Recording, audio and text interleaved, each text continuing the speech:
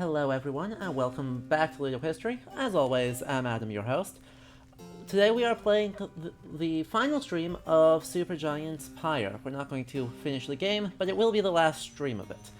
This game was a suggestion by one of our patrons, Leandertalker.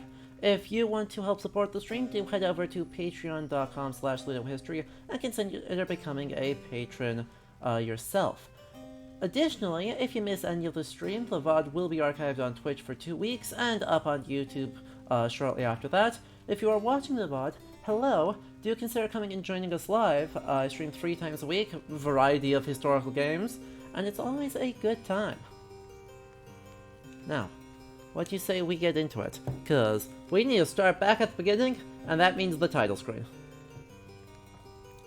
So, we talked a decent amount in the first stream about the title stream to sum up, but something I think we actually may have forgotten to talk about is the title and initial imagery.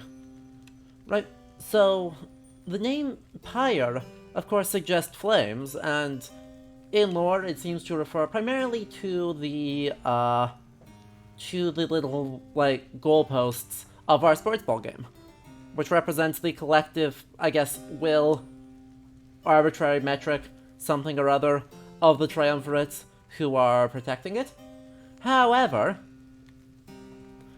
the title screen also throws us a secondary meaning of it right here. Right in all of this. So, naturally, book burnings are kind of a big deal, but we can get more specific than just a book burning. Right, there's a few pieces here that all work together. So, the lore of the game, as I understand it, is that we were cast down into this, effectively, underworld, from a theocratic, oppressive regime known as the Commonwealth. And they just yeet criminals down into the abyss, and then they have to duke it out in this rite of liberation, based around sports, in order to win redemption, maybe a few of them. Since it's theocratic, that kind of should immediately call to mind ideas of Inquisition, and therefore the very, very late Middle Ages and early modernity. That's reinforced by the idea of what books are being burnt. Right, there's a lot of vague astrological symbols here, and you can see astrological writings very clearly on this. And on top of that, the idea that reading itself is the act that is forbidden. It's not just the books and the reading itself, and you end up with this really exaggerated idea of early modern book burnings and therefore censorship. I don't super love it. Right, exactly, as Leander points out, the player character was cast down literally for just being able to read, since it's not just some books are censored or banned, it's all books. Truly a healthy environment. Realistically, this draws more influence from the 1930s than it does from the 1630s. Right, Nazi book burnings are much more akin to this, where there are broad swaths of knowledge that are just deemed completely unacceptable and destroyed en masse. In the early modern period, no institution actually had the authority or level of control to be able to do that, and they didn't really even have the interest in doing that. So, what we instead see with, this censorship, book burnings do happen. The vast majority of censorship is that they create lists of what phrases in books need to be redacted, and it's largely the Catholic Church erasing mentions of Protestantism. This is then sent off to book printers and shippers, who will then go through and, often by hand, scratch out, cross out, or dot underneath to indicate, don't read this, we're not even going to make it illegible, just don't read this, I guess. So you end up with some things that are really extreme, some things that are really mild, and it's a very much negotiated process. That's not so much the case in the 1930s, where, you know, a much higher degree of Nazi control of book production ends up resulting in massive book burnings, and ends up having a much stronger degree of control and influence. So, yeah, I guess that's my takeaway here, is that the framing tries to be early modern, and ends up establishing itself as very much a modern idea being back projected into early modernity. By the way, the harpsichord, as much as I love the harpsichord music, that's also saying 17th, 18th century. So there's that.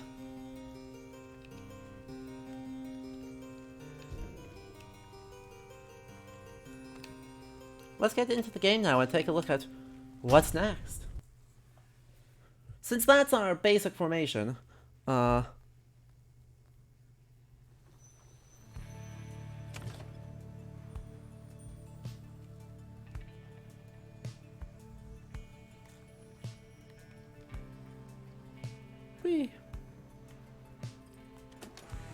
let's take a look at the inside of our thing.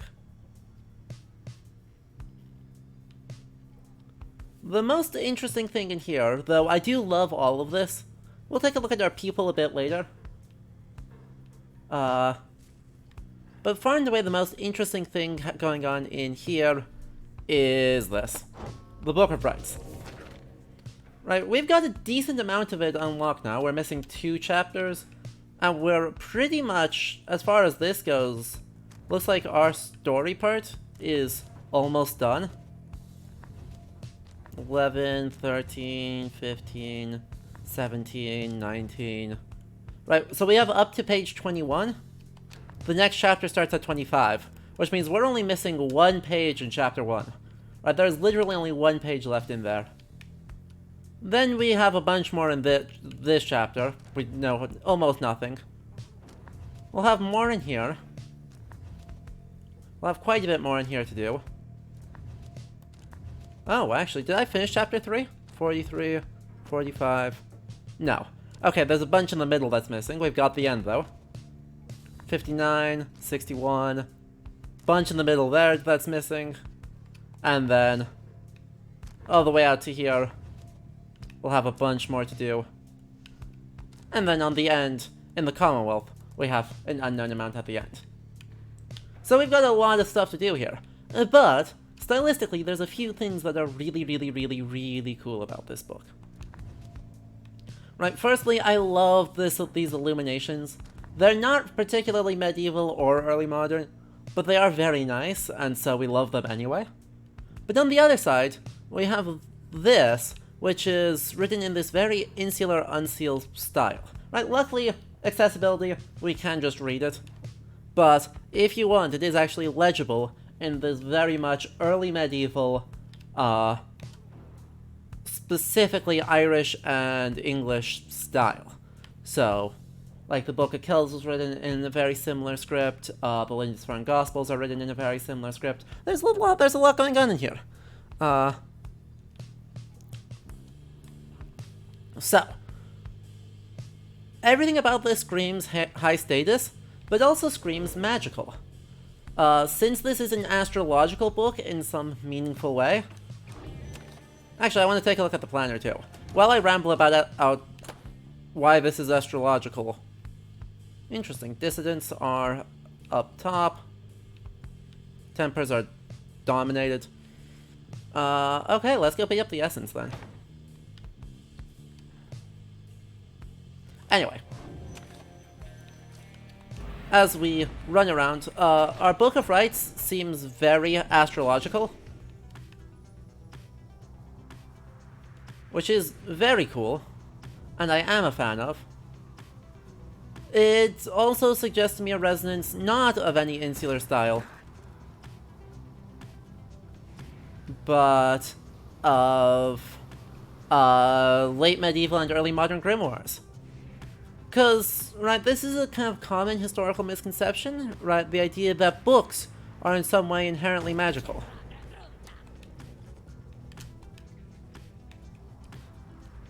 Hello, Avishar. It is good to see you. We are chatting history and Pyre, and currently the Book of Rites.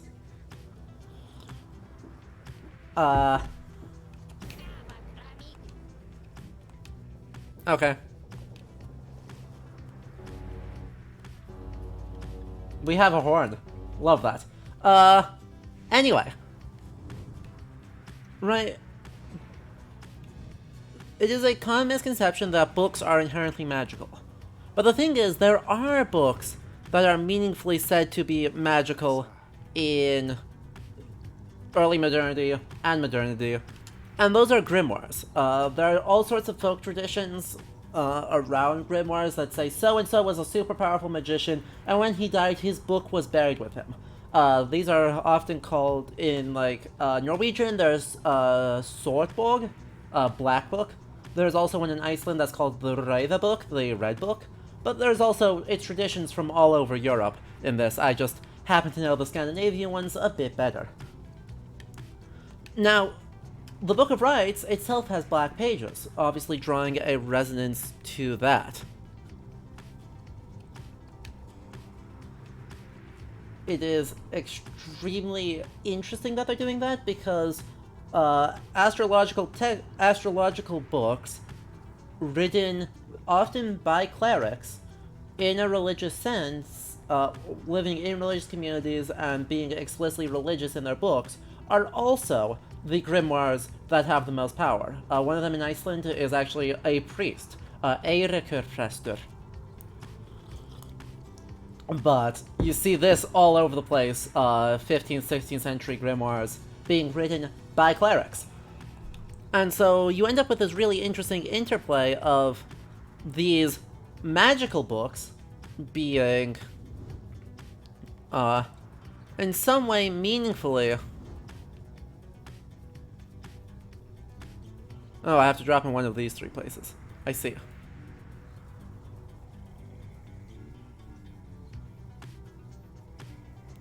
I suppose we'll look at that.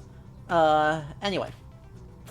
Yeah, so the Book of Rites is explicitly drawing on that tradition, which is very cool, and also gives far more justification for it being in some way banned, versus general books, which by and large are not seen as magical. Right, you're not... In our Middle Ages, early modernity, books are generally not seen as magical, they're seen as books. It's just that these specific books that the Book of Rites does visually draw influence from are tools of enacting magic, and therefore intrinsically really powerful, and also a little bit religious. So that's really cool, right? The way that they're navigating that with just the visual design of the Book of Rites is fabulous, and I love it, even as I don't love that the Commonwealth is banning all reading. This particular book is exactly the kind of thing that you might see being imbued with bonus power. Anyway, you return to the dismal region known as Flagging Hands. Straight away you sense an air of dread, you cling to hope that you can make your stay as brief as possible.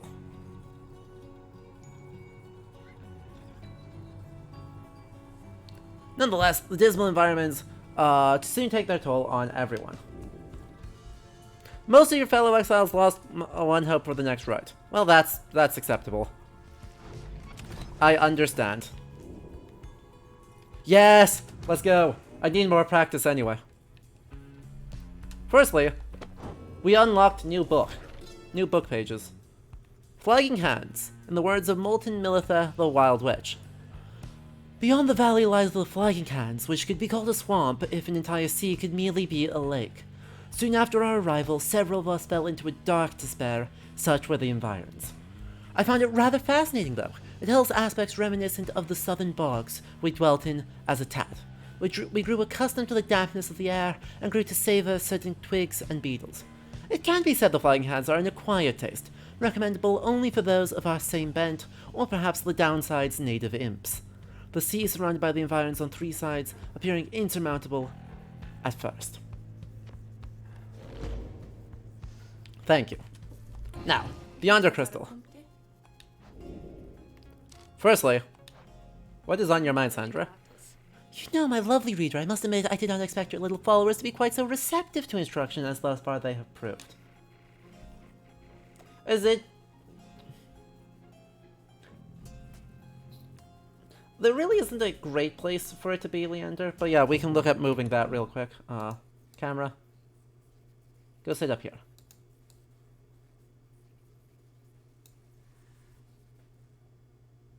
Bravo. I don't know whether they owe it all to you or have somewhat more to them than I was first inclined to think. In any case, however, I am pleased that they are not entirely disgraceful. I like to keep my expectations well in check, seeing as I have been thus expelled until the end of time, so it is pleasant when those expectations are exceeded every now and then, though I cannot quite recall when that was. But the best part of all this are these brief times in which you visit me in my domain. I know you cannot for long. This damned crystal in which I am enthralled shall see to that. Though, as you have perhaps surmised, whenever it decides that one of your little friends is worthwhile enough, why, I can offer them a trial, and likewise, I can offer you a chat. Sometimes I think, as you achieve those trials of mine, perhaps it does something to trim the length of my eternal banishment. Eternity being what it is, however, perhaps not. Still, if the trophies of those blasted scribes are worth something to you, then all you need do is to brave my trials, and they can be yours. And perhaps there's good in it for me, as well.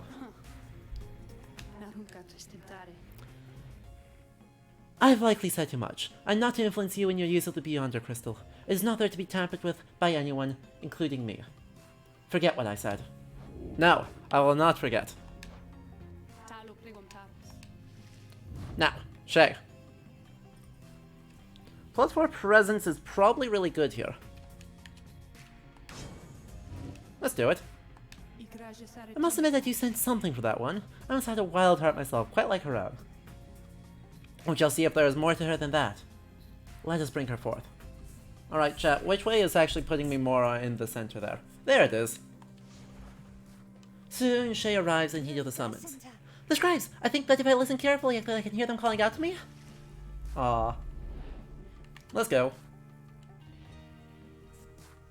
So-called savages such as Shay are similar to nomads such as Headwind in the rites, but move in quick, sudden bursts.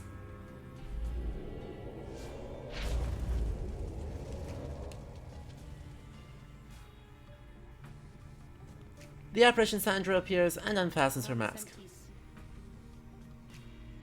Listen well, girl. The place where you reside at present has but a single rule, which is you answer to me here. Well, okay, I will. Such naive enthusiasm. Now be silent. It is plain to me that you have much to learn as yet about the rites, but you have learned something, and I would see you prove it without the benefit of anyone save the reader. Okay, are you out there to help me with this, mister? Yes. Maybe. Oh, crap, those are 3 imps.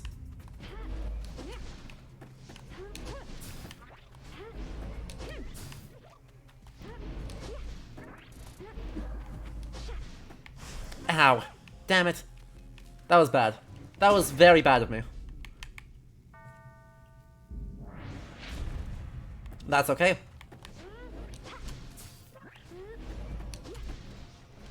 I almost got a twofer. Ow. Okay, I need to just be more aggressive here. I'm finding...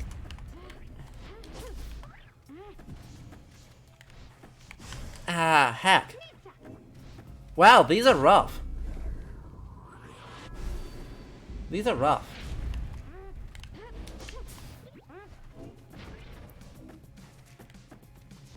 Ow. Luckily, you don't have any oomph left, so should be okay.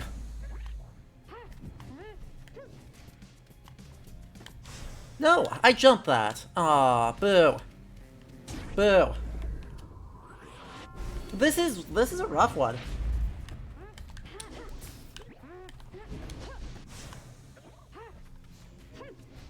That's alright.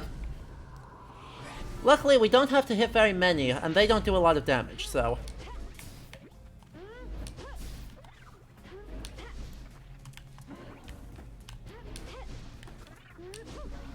Wait, what?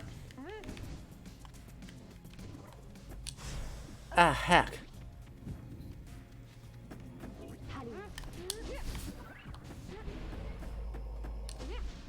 Friend, you feeling okay? Friend, are you feeling okay? Ah, so close.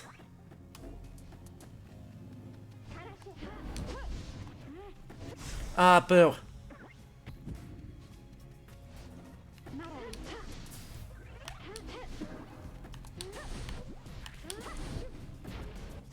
Ah, heck.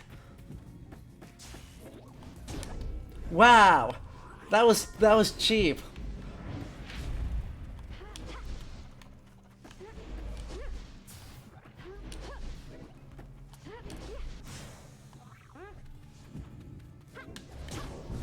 That's alright. I should be only one away from with victory. They have like 4 more, I have 1 more. I can do this.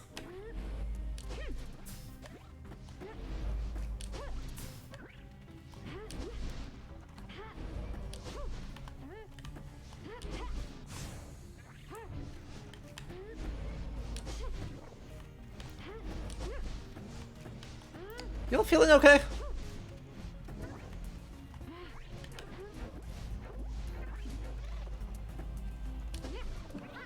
I don't think they're feeling okay.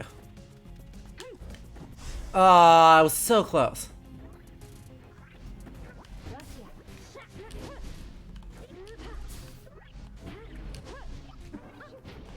Oh, heck. That's alright, we're good. We're good?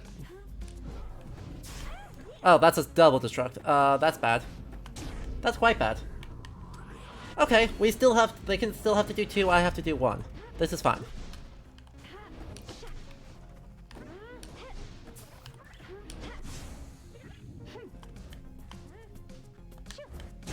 This is fine.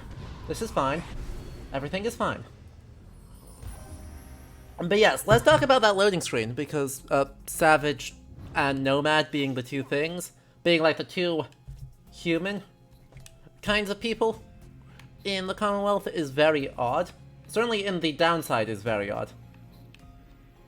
Okay, how did I do? How did I do? I don't think we did well, but that's fine. That's fine. We did well enough. But yeah, it's interesting. There's an interesting thing this game does a lot of, where there's this like ambiguity in almost every aspect as to what's reliable and what is not. Did I imagine all that, mister? Because I hope I didn't. Wow, what does he have there? Kilmer's anklet. It bounces? Shay's aura bounces? Well, that's good. But right, there's just a lot of ambiguity in the idea of historical reliability. We talked about this last week a bit, but there's kind of like a ton of different authorities going on here. There's the Commonwealth, embodied in the Judge of the Right, who is a narrator figure, and is therefore imbued with authority. There is the Book of Rights, which is imbued with authority because it's like the thing that is central to like how the whole game's lore works. There's Sandra, who is an authority because she is a first-hand witness, presenting in her own sense of what happened in the world. And then there is the, I guess, Wolfred, who is an authority because the narrative is framing him as such, and he is also a reader who is more experienced than we are. And yes, Avishar, please, tips are more than welcome. And in truth, none of these sources are reliable.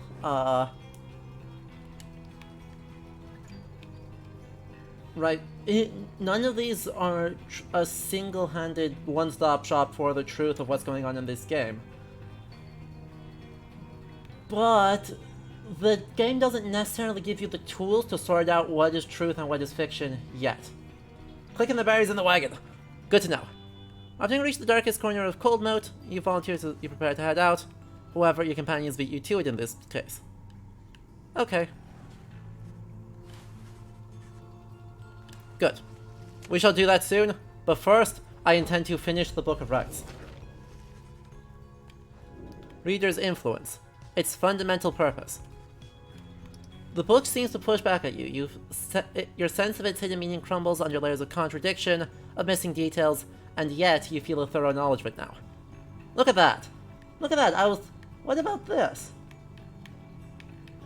Contradiction, missing details, etc. It is more artifact than book. Its power almost solely rests with the reader who makes time to form a certain meaning from the many passages unwritten. Yet the glimpse of knowledge you approach just then call back at you to stop and go no further, not to press too forcefully against the outer limbs of your understanding.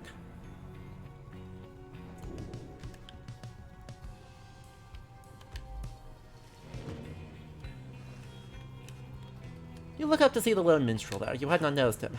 He looks at you with his strange eyes, a color not unlike the bindings of the book. He smiles at you faintly.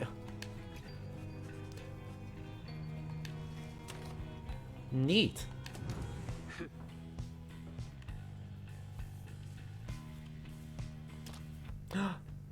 These can be sold. Oh, that's super helpful. Yes, Jadariel? Jadariel seems to be fidgeting with her horns. Blast these wretched things, reader. Have you any inkling as to how unwieldy they become with age? I long for the days when the wound in my leg was chief among my bodily concerns.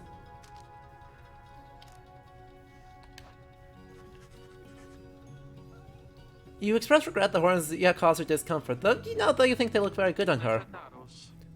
It is fortunate that my perpetual discomfort is of benefit to you. 10 years or so into my stay within this blasted place, I first felt protrusions from my skull. They remained hidden by my hair for quite some time, but I knew that would not last. We all heard much of demons in the Commonwealth. Sinners, rightfully exiled, would assume their rightful form. Very Christological of you. Thus, when my horn started to sprout, I took it as an indication that, perhaps, this was indeed the fate I deserved. I know somewhat better now. Anybody of our kind left down here long enough and left alive becomes like this. Something in the climate? Difficult to say. A disease of sorts, but not a deadly one. If anything, the opposite. If we live long enough, then we live longer still, like this, extending thus our sentence into exile. Sometimes I think, if these horns are here to symbolize my sins, then surely they're going to recede if ever I return. On nights when these damned horns prevent my sleep, my thoughts inevitably stray to that hopeless idea. A naive hope that never leaves despite prolonged attempts to rid myself of it. Horns are not worth the trouble, reader. Fair enough, fair enough. Also super interesting because social conditioning around a very Christocentric idea of sin and purity.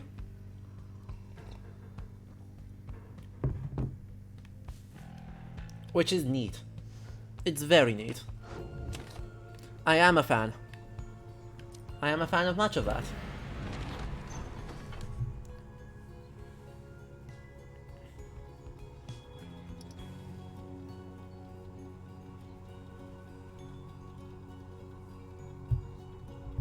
Being here in Flagging Hats continues to sap most everyone's spirits. Well, yeah, that's understandable.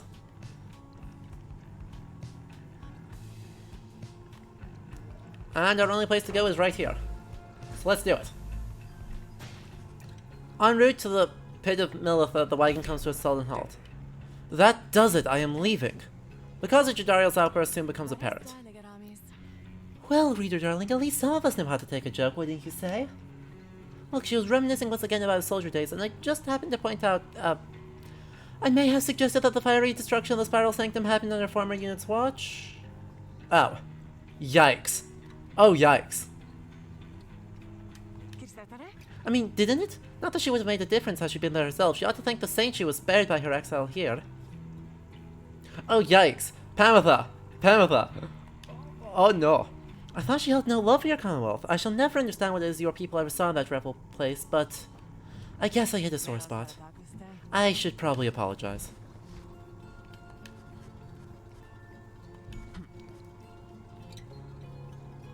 Oh boy.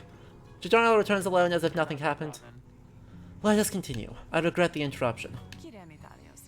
Oh, don't you worry, darling. I have definitely patched things up between us, honest. At least, I think perhaps I didn't make things worse. Let's just follow up with them, because they're going to kill each other if I don't separate them very soon.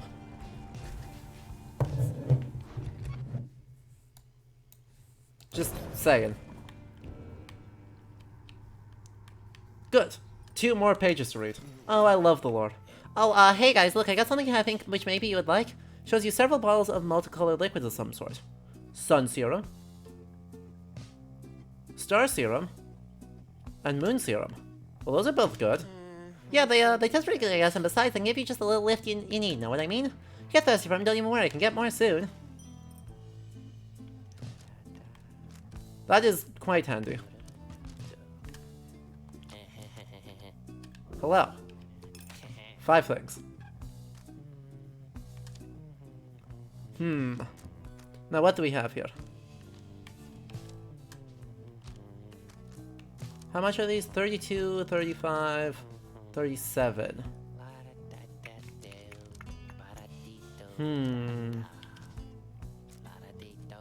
I don't know that I need any of those right now. We'll see.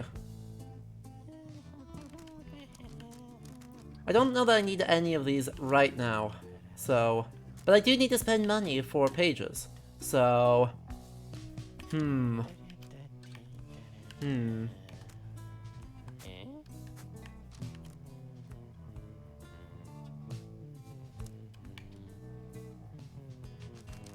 yeah, I don't get the sense that these are all that helpful.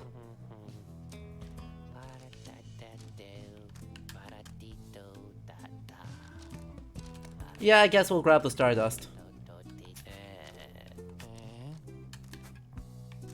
Oh, stop it. Tell the friends about it because I already told mine. Thank you. Hello. You find Martha in the midst of a heated conversations. All I'm saying is we're limiting not only our own chances individually, but all your friends' chances as well. Tutorial seems to be considering whatever is left power to propose. Reader, the harp here is suggesting that perhaps it would be best if I were to form an alliance with the ones whom I fought for the better part of my life. Just with me, Tutorial. I cannot vouch for anyone else. Well, utterly absurd. If we were in the Commonwealth, I would not have stayed my hands against her. That I can say for sure. However, as Hedwin would say, what happened back there? Perhaps none of that matters anymore, and what matters more is what we do from here. That is to say, I am willing to give it a shot. You mean you'll be willing to conduct the rites with me? Yes. Excellent, I knew you'd come around. She'd never come around, but I ought to give her the benefit of the doubt here. I'm grateful for your open-mindedness. No need to let old enmities between our ancestors ruin things between us, or the others in our little party for that matter. After all, do not push it with me, Harp. We shall see if the reader here is less inclined to pair us in the rites. I am willing to defer to him. Anyway, you see, I think I managed to make amends there. That list will get on swimmingly in no time. Oh, thank God. I'm going to put them in the rites together immediately. Received a black cap. Well, thank you. Thank you, clicky clicky things. So, I think... Hey look, it's the last one of this one. The Freedom Pact. We rid the land of an impending doom, but faced another of its kind, for we knew that we were trapped. Yet for each danger which we faced, for every failed ambush by Arch, we met with gentle souls and kindred spirits in the downside, who deserved more than to fade from memory within this land. It was then that the stars themselves showed us the way, delineating a great voyage across the sea. Near broken we became, but then at last, a moonlit vision. That of the rites. The rites! Thus shall they say of us, the 8 scribes save their freedom, or gave their freedom, that we may yet have ours.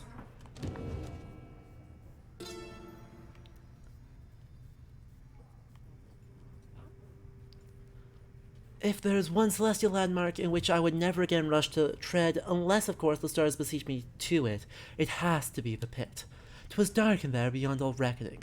If not for Milith's sorceress lantern, all of us, we all would have been lost. What lies within the pit is not to be invoked, although I have no doubt our goodly underking shall be unable to prevent himself from boasting of how Militha sealed it there for an entire age. The thing that yet lies there on the edge of death. Through its connection to the stars, it gives the pit significance. Walk there with courage and a steady mind. Neat.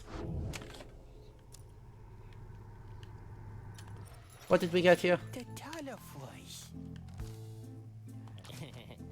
Goodbye.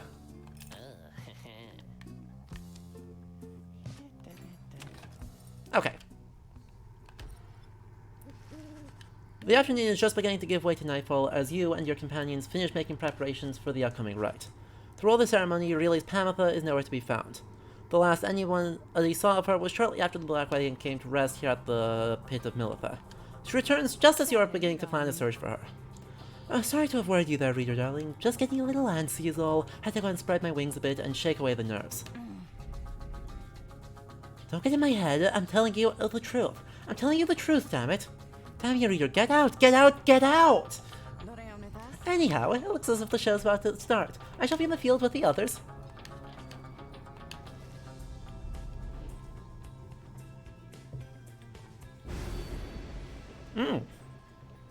Hello, extra constellations. Something else catches your nose in the sky this time. Strange new stars shimmering about the ones you recognize. The greater titans have returned. Some of them, and merely in spirit, not in form, but those dark stars are a portentous sign. Though they may well light your way, beware the path which they illuminate, reader. Use the time stars for a greater challenge. No thanks. Behold the Titan stars. Much quicker to react. Adversaries shall each have plus 8 hope. Or I could not.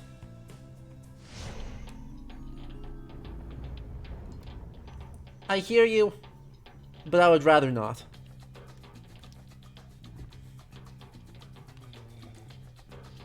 Succeed with an extra challenge to achieve greater rewards. I totally get it. That's good design right there. Remnants of monstrosities felled by the scribes themselves. Who could stand against them in their fury? You are wise to have resisted their seductions, reader. Oh. Best focus on your adversaries, keen as they are to confront you once again. Put out their fire first, and show them the glory of the Night Wings. Alright. Now then, make ready for the right. Let's see what they've got going on here first. You have... The literal landscapes I've been traveling through have now taken over the stars that you could previously see as birth signs. Yep. I mean, it's such a cool bit of lore stuff, right? Where, again, a very historical idea taken in its most literal sense, right? So the idea here seems to be, you know, that living things and the state of living things is reflected in the landscapes. And the things in the physical plane are then reflected in the celestial one as well. And this is all taken very literally, right? Where the living things create the landscapes of the downside, and then are also the stars that provide us greater challenges and help influence the way the rites play out. Very, very Aristotelian of it, but very much taken to its maximum literal sense, which is pretty great. Pamitha, come forth, no trickery this time. She appears as Asla remains silent as her blood sister studies for a time. Pamitha then reaches for a mask. You look weary to me, sister. Oh, too little sleep, I guess. I do get rather anxious sometimes. The night before one of these things, it can be a lot of pressure. Understandable. The two of them say nothing for a time. You cannot discern what they are thinking. The High-Wing remnants seem to be all very mentally astute. Soon enough, Pamitha cuts through the tension, her tone as ever. So, given further thought to my proposal, then? I have. And? I think that now is not the time for talk. Besides, your comrades there, surely you'd give them pause. Even now they must be questioning your loyalty. What? But, Oh, cut it with the stammering, Pamitha. It is very unbecoming, you know that. And you be sure to tell those comrades of yours what you proposed to me.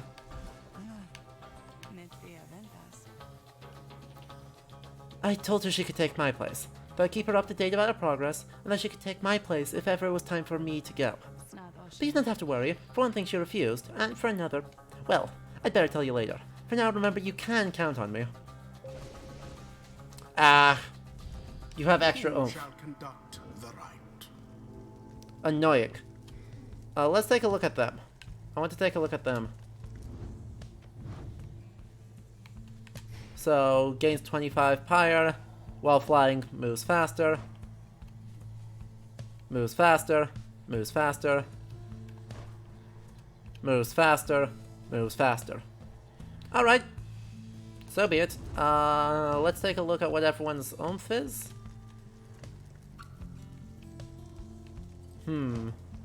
So who's got a lot of inspiration, right?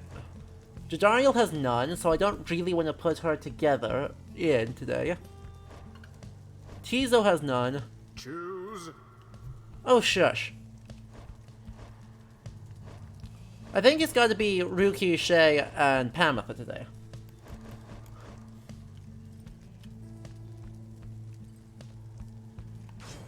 Rookie. And Shay, we're gonna give Shay Shay's special thing.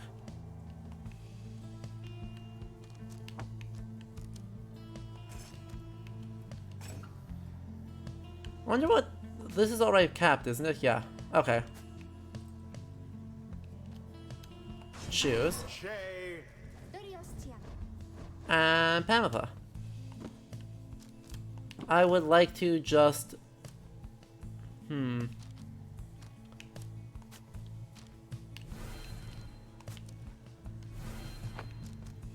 do that.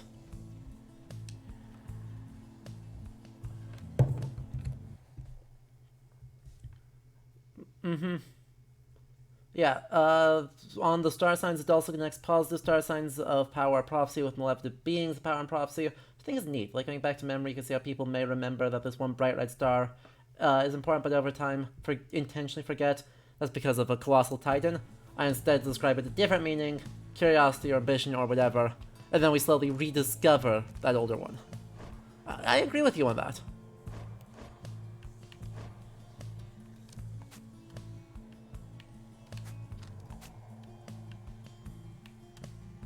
I think I very much agree with you on that.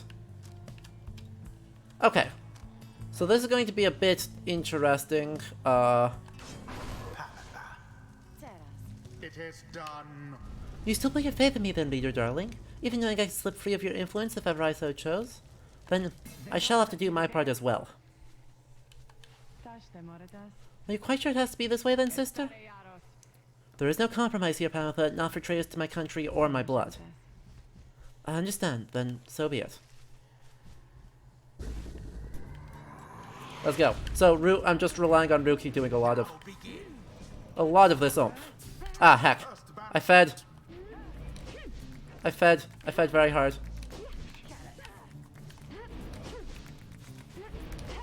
What? I needed to jump into her. Ah, I needed to jump it.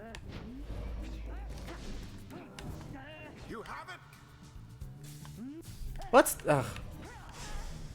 What? What? You'll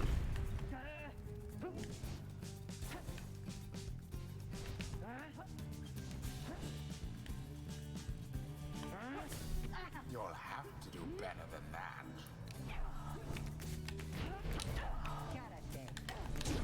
that. I switched. Okay, this is going badly.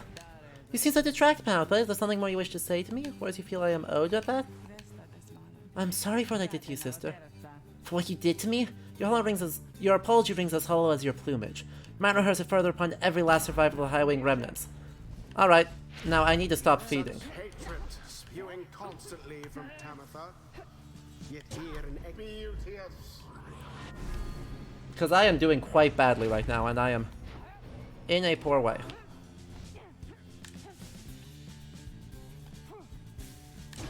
Tamitha has doused the flame.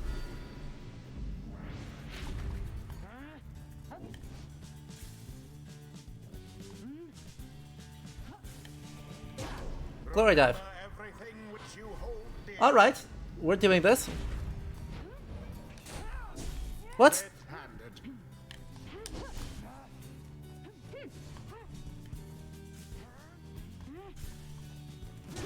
Bask in the Got it. Oh, thank God, that was so close. The Nightwings now are closer to achieving victory.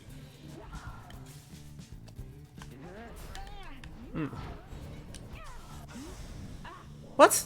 Oh. God, what? Ah, hell, I fed. Pathetic. 3, 2, 1. Please, please. Got it.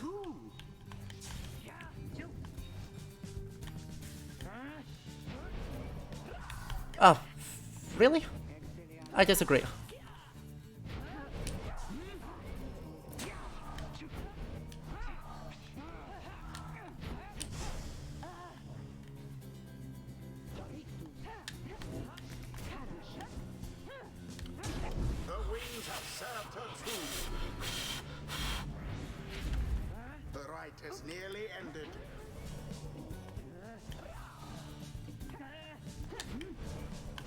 Ah, heck. I should have just yeeted. Should have tried to yeet. No, no. That ought to wake you up. Okay, last play, last play.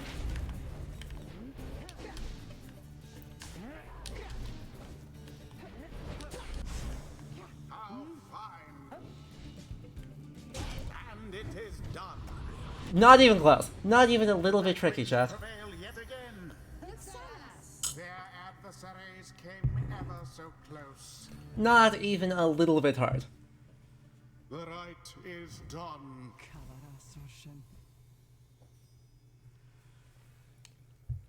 You win, blood sister. You win.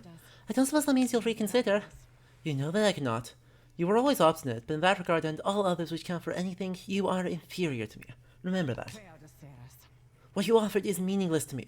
I shall free myself without your help, or that of anyone. Now, farewell. Wait, what of your comrades, the Essence? You must need them, at least. Mincing my words as ever, Pamitha. Know that I do love you in a way. Is that what you wish to hear?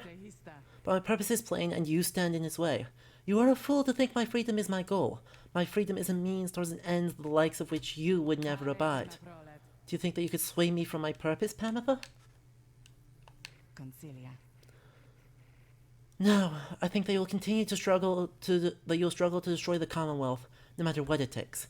No matter if in doing so you are destroyed instead. Just so.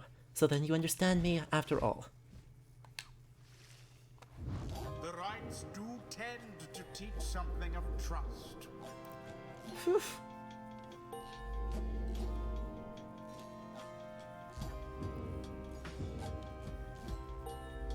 Hey, new mastery. If only wings could speed us on toward greater understanding. All in all, having to unlearn everything I've learned is going so much faster than expected.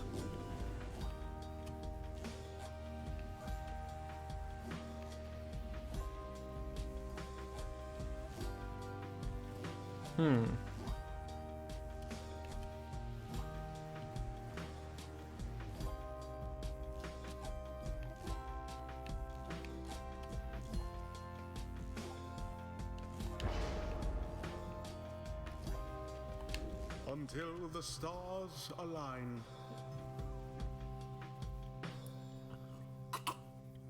God, I absolutely just fed at the beginning. I'm so glad I figured them out at the end. Back at the wagon, after triumphing over the Essence in a narrow victory, you're about to join the others discussing the outcome when Wolfred finds you. Good work back there, my boy. But I'm afraid I must pull you away from any revelry, for there's something you should see. Please, join me outside. Look forth. The Golden Star reveals itself to us once more. Alright. There is only one option. Solium, the Golden Star.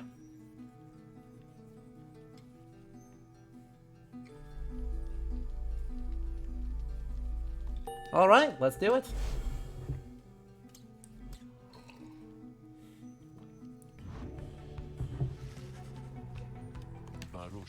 It is as we discussed. The cycle of the rites is beginning to turn more quickly. Perhaps the scribes themselves have taken notice. Fortunately, having more frequent opportunities to free ourselves is not unwelcome to our plan. I suppose it's good for everyone, including the dissidents, who will oppose us next. Getting to Mount Elodial ought to be a little easier than before, at least. We should be able to make landing near some of the old monuments to the scribes. Let's set forth at dawn. More talking. Hello, Pamitha. Despite Pamitha's mental conditioning, you can tell something is troubling her. She won't listen to a word I say, not one damn word. She were my blood sister, I should think I'd hate her guts as much as she hates mine. She shakes her head. I should apologize to you and everyone. I sought out Tamitha without asking your leave. Figured I would seek forgiveness than permission. You understand. My attempts with Tamitha didn't amount to much, as you well saw. So at this point, I'm hoping you'll be more accepting of apologies than she. Look, tell me something, reader darling. Do you suppose I'm going to betray you? You may know better than I do at this point.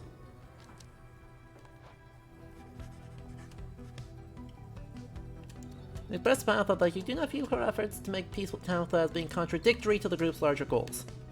Says nothing for a while. That's kind of you to say, darling. May the others see it with such generosity. But if they don't, you'll need but tell me to depart, and I'll be on my way. However, I promise that I wish to make to you. You let me stay, and I'll see this through, with all of you, no matter where we all end up. I'll be on the roof for a bit, I think. You take care too, darling. Hooray. Also, down bears. The winged members of the Essence, each chosen by the matriarch Trieste Tithys, are living exemplars of liberty and piety. Would that my wings could be thus. Once, you of course must know, we all had wings. It is said that the people of the Empire relinquished theirs, drawn in by earthly matters as they were. But the harps, such as Trieste, held tight to the liberty their plumage could afford. These divergent paths did cause a share of differences between the winged and the wingless over time, but here in this land, our purposes are shared, our goals united. That, then, is the Essence. That is who they are, and what, and why. Thank you, Hoob. Mushrooms. No mushrooms yet? Mushrooms.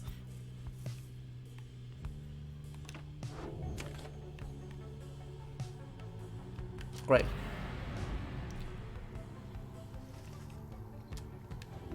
Yeah, not more hope.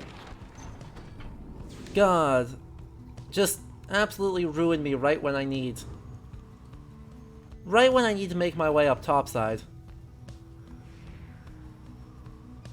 All the way to a low deal. All the way. So far. So far to go.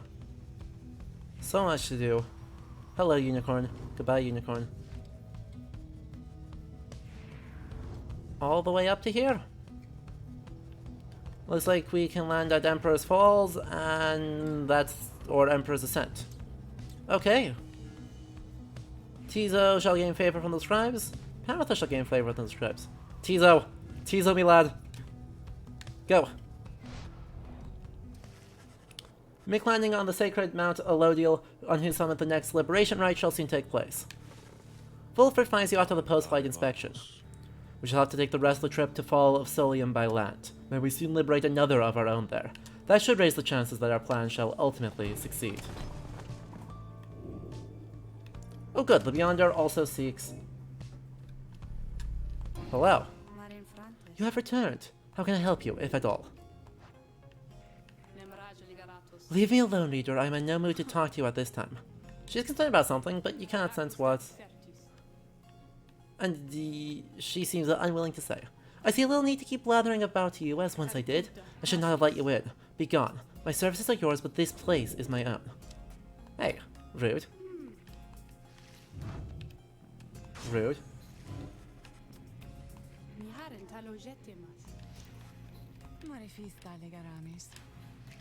Let's do it. Let's see what another one of these challenges do. These challenges are super fun. I don't have a lot to say about them from a historical perspective, because they're just little mastery challenges, right? 8 mastery challenges for 8 characters-ish. Ooh, a bossy one. Sure then, go ahead and tell me more. Such a delightful student for a change. Come then, let us see what you can do, left to your own device, save for your reader's vigilance.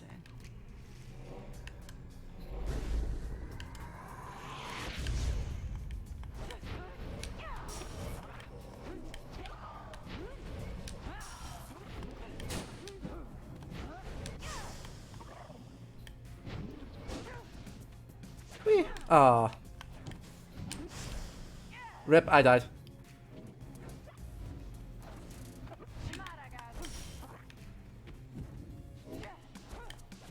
Ah, rip. Drop that too.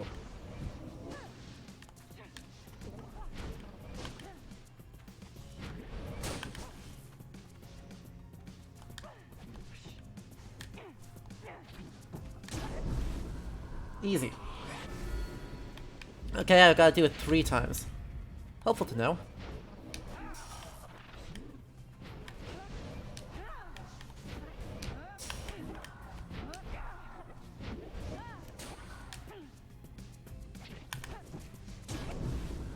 Two. One more.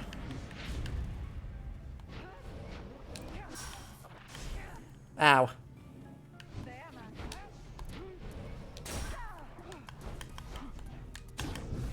Well, that was me feeding. That's alright.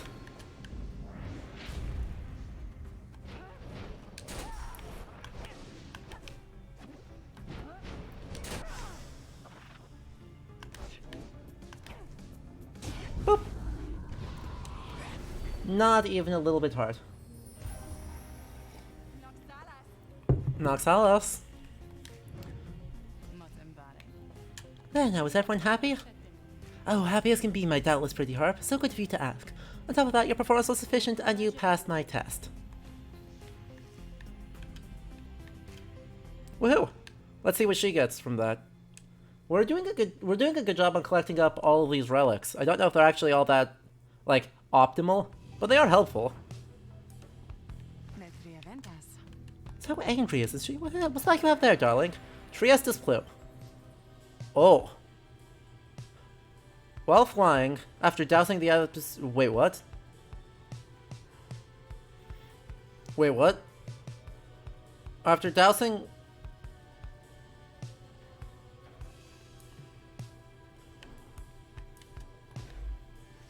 So she just, like, doesn't get banished permanently?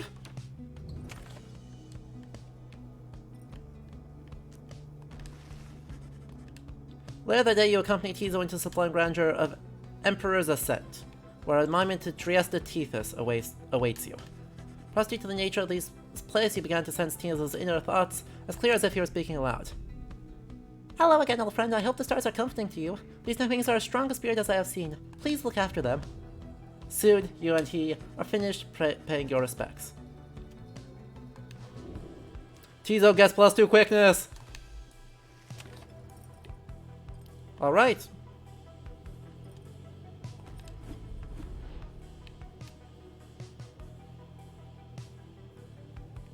Something Falcon Ron values here. Well, John, had enough scrounging for one day? Usually there's a much, but if you never look, you never get. And believe you me, it adds up. That's huge. Wait, that's huge.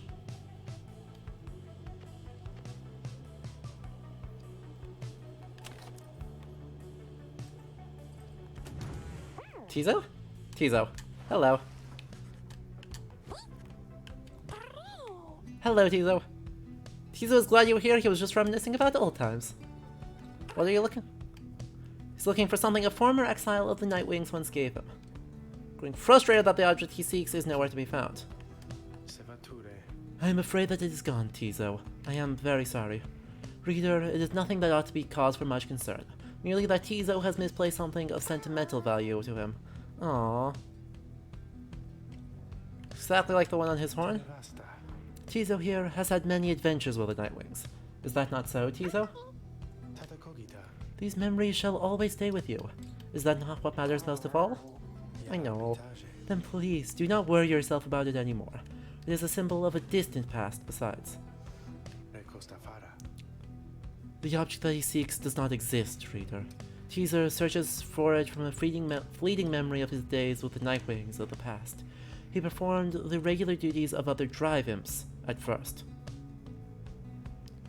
but soon distinguished himself. I was none too surprised. He was clearly special. He had grown close with the other members of the Nightwings when misfortune fell and the triumvirate fell apart. Perhaps Wolfred has revealed to you more of the details. As for Tizo, I feel he must make peace with the shadows of his past somehow. Perhaps then he shall cease searching. You need not worry for him. Of course, he is resilient and shall always serve the Nightwings well. You might say he was born for it. Begging your pardon, reader. Aww, poor Tizo.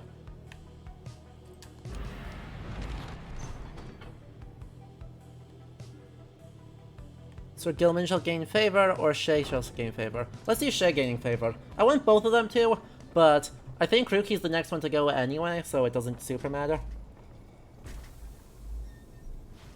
Right, if Ruki is my Speedy who is doing most of the oomph.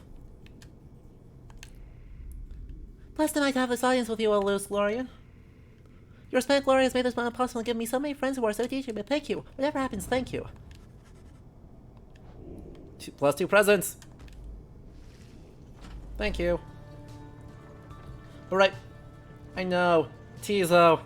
Me wholesome. Everyone's a little bit sad. It's good. It's good that it's a little bit sad. This is the point. Come this way, please. The exiles of the Nightwings have returned. They have. Greetings, Celeste.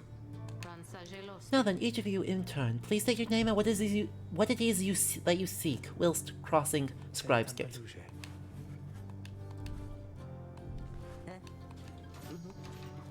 Sir Gilman passed through the gate, Tiza passed through the gate, Panther passed through the gate, Volfred passed through the gate. Go forth with glory. You have our gratitude, Celeste. Aww. Aww. Let's go.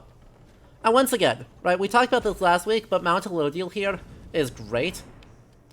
Actually, I'm curious. Elodiel seems to me to be, at least in form, if not in precise detail, a Hebrew word. Typically, that EL ending means something really important, right? EL is of God, basically. So I'd be curious to see if this is an actual word with meaning. I do not know enough Hebrew to actually say that, but definitely Hebrew in form, so thinking very much of a very Abrahamic faith. Of course, the mountain, right, Mount Sinai comes to mind. The mountain which Abraham sacrificed Isaac comes to mind. The L literally translates literally to a god, but in this context as a compound, it's usually a possessive, right? Like Michael.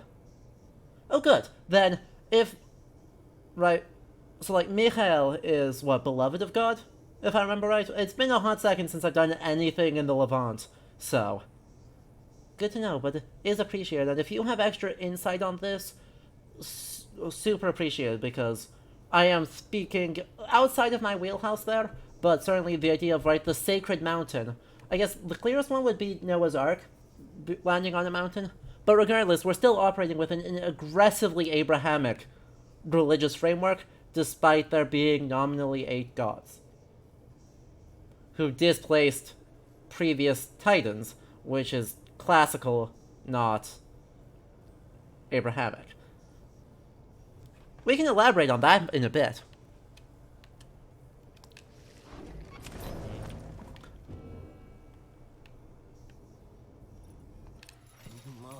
Oh, hey, guys, you know, get real awful cold up here, so sometimes I'm for customers, so come on in, okay? Good luck on that big battle thing you've got. That's where you're going, isn't it? I heard it's going to be exciting from my friends. Proceed. Sell. Sell more. Sell one more time.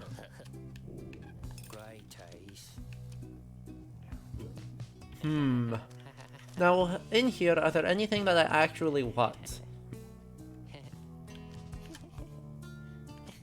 +2 glory. +2 hope. Cash? Cash when you douse the pyre?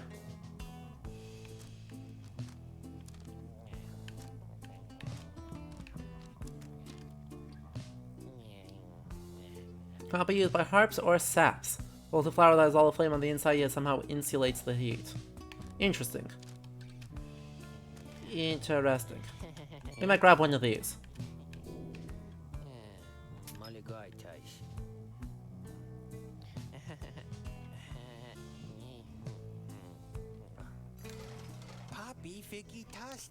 They're leaving, Dad. Just look at how much we got this time. You lost money.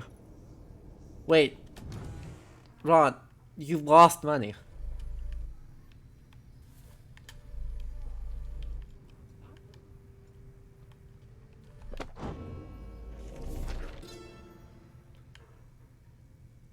From the outside of Mount Elodiel, the downside may be seen in its entirety, or at least felt, since so much of the land is shrouded. But that is hardly all. Through a wondrous miracle, there lies upon this highest mountain an inverted fall, whose waters crash not towards the sea, but rush towards the heavens. We speculate that these are the very waters which delivered us, but now bend backwards, seeking their return, as do we all. In this phenomenon can freedom be achieved, but only for the chosen when the time is right. This is a path to freedom we cannot traverse, but shall leave open for you, so that you may strive for it. Thank you. Little wisps, no one wants to talk, so, commence the liberation rite.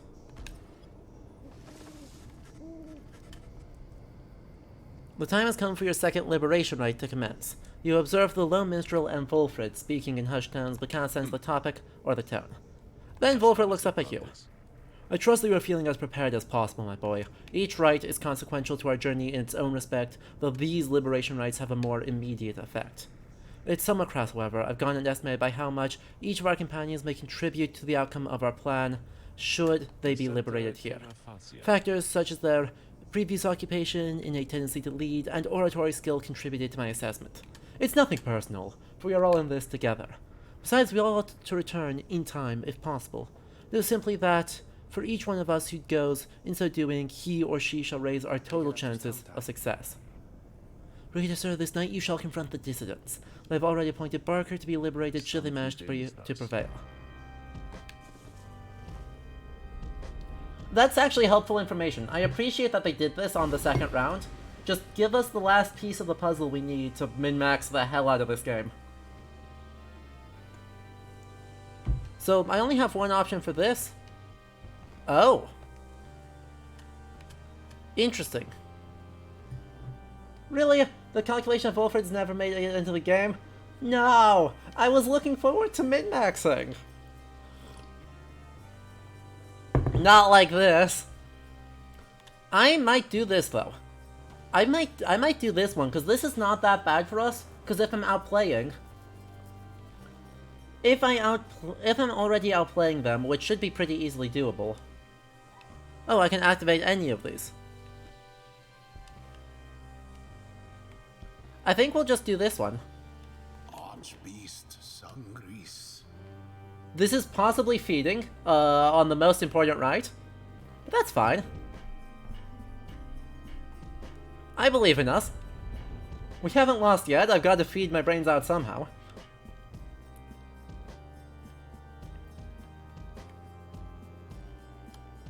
Now, I should be able to liberate almost anyone. Have returned unto the fall of Solium, at which the scribes first formed their sacred union. At stake this night is freedom and prosperity. But only for one exile who prevails in this liberation rite. Your many adversaries all did strive to earn this opportunity. Uh-huh. The dissidents which earned it, Uh-huh. who shall be absolved, is up to all of you. So you get 130 now. The pyres burn, and each of the triumvirates is present and prepared. I concur. The pyres burn, and each of the triumvirates is present and prepared. A real pleasure to be here, mates, truly. Barker Ashpaws. Call me Barker, though, alright? By the bio's a real pissagenic, you know? Begging your pardon, Barker Ashpaws. You thusly speak upon the summit of the sacred mountain? Oh my, so terribly sorry to offend you there, lassie. I forgot we got the stars up above there to make me watch me language. Let's get one thing straight, lassie. I don't give a bother for your sacred mountain, so you take it and you shove it. I'm back, we're just here for the last, you got that? This side ain't any better than this one. We ain't interested in your freedom. But just say we're gonna get it. Take from those wee little babes there so antsy for it. Here by your night wings, you better put up a good fight here, or I ain't gonna be happy, understand? Alright.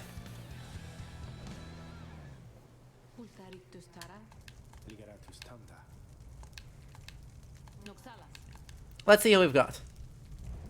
Who would you set free? I've got 3 available. Looks like our rankings get up. Yeah. Okay, so it went up by a half. So you have to be at, looks like you have to be at 3.5 in order to make it. But, I believe Ruki is our best choice right now.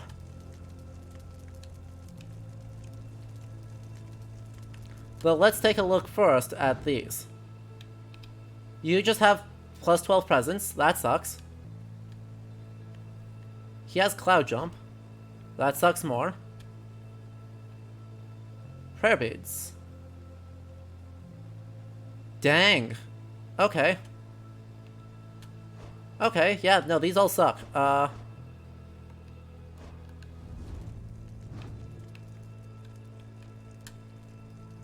Rookie. Good choice, Legend. If I get out of here, I don't know what you're gonna do without me. Who shall strive for him? I believe Tizo. Tizo is a good choice here. Tizo. And Jadariel?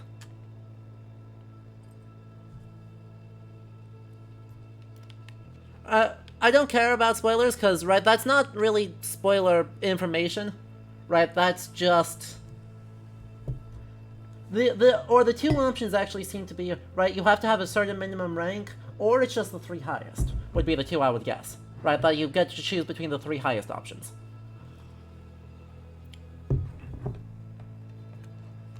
I think Jadariel is my best defensive play, because she can just, like, maul. It's either that or Gilman. Gilman's a pretty powerful Gilman could be really good here.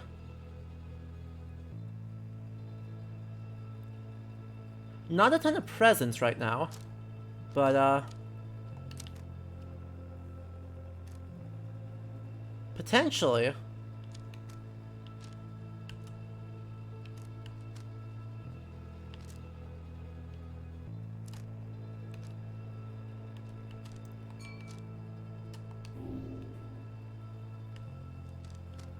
If I do that, that makes him super speedy, which is super good.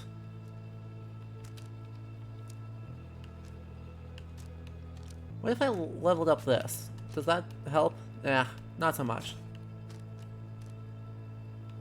Not so much.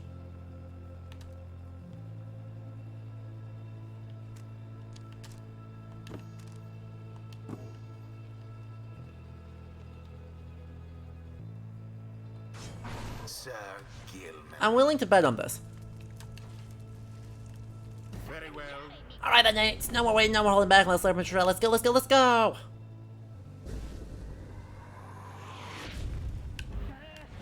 Commence. Ah, heck. Nice trade.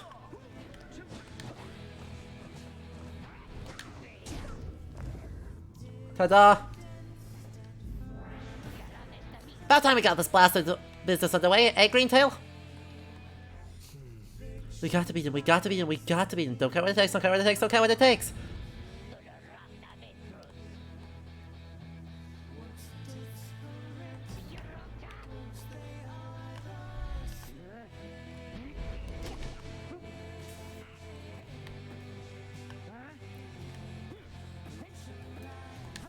Oh, come on.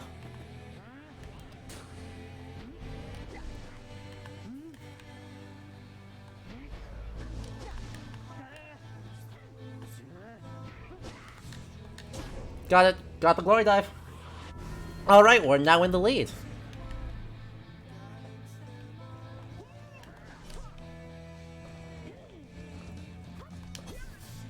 Rolled.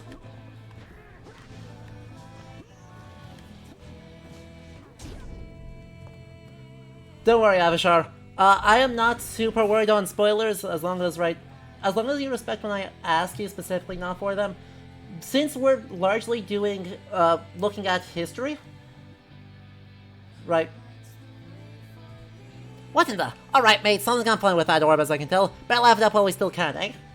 Right, since we're looking more at historical imagery, the spoilers that provide insight towards that historical imagery are super not a problem with me.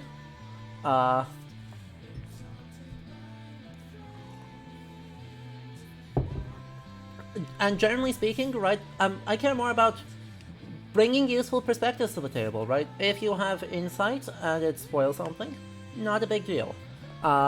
If I specifically ask for no spoilers and you spoil something, bigger deal. But generally speaking, right, if you're giving me helpful guidance, I'm not bothered. Indeed, Something strange seems to have happened to the celestial orb. It shudders now as though possessed of the same chaotic power as your adversaries. What?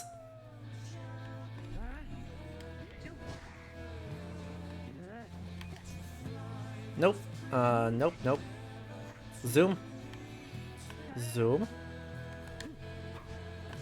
Ah, so close.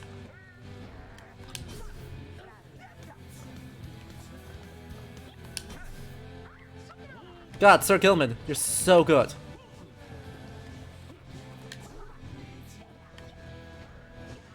Ah, heck. That's actually quite bad.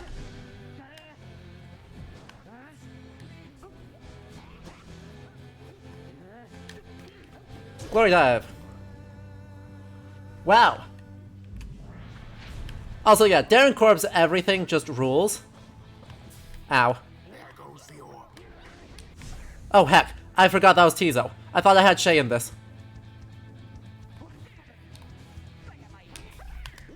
I forgot that I had...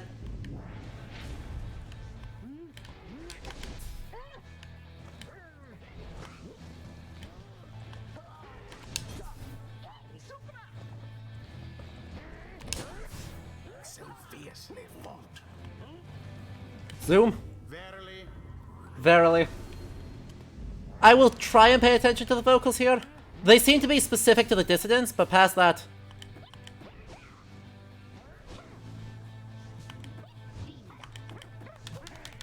Ah, boo. There goes Tizo.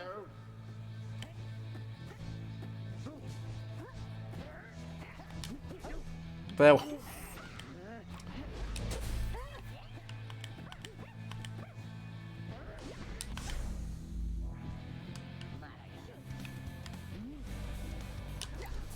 Seize the orb. Why does it have moon gravity? Ow. Yep. Come on. Do something dumb.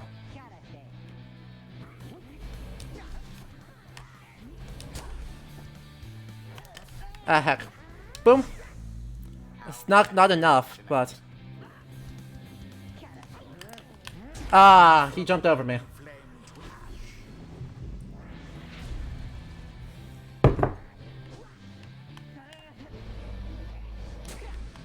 Glorious. Heck. What? The orb quenches the flame. Ah, he baited me.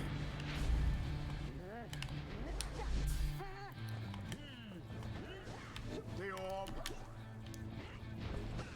Oh wow, I just popped that into the air right now. That was actually huge. And no one's close to in position for me. Somehow did it. Look at that! One more. If I can get just one more. What's more like One more off of Rookie even. here?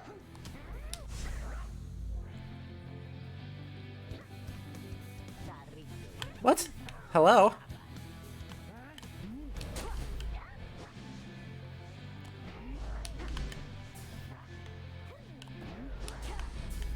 Ah. I whiffed. Too bad for that one. I whiffed again. What the hell is it doing over here?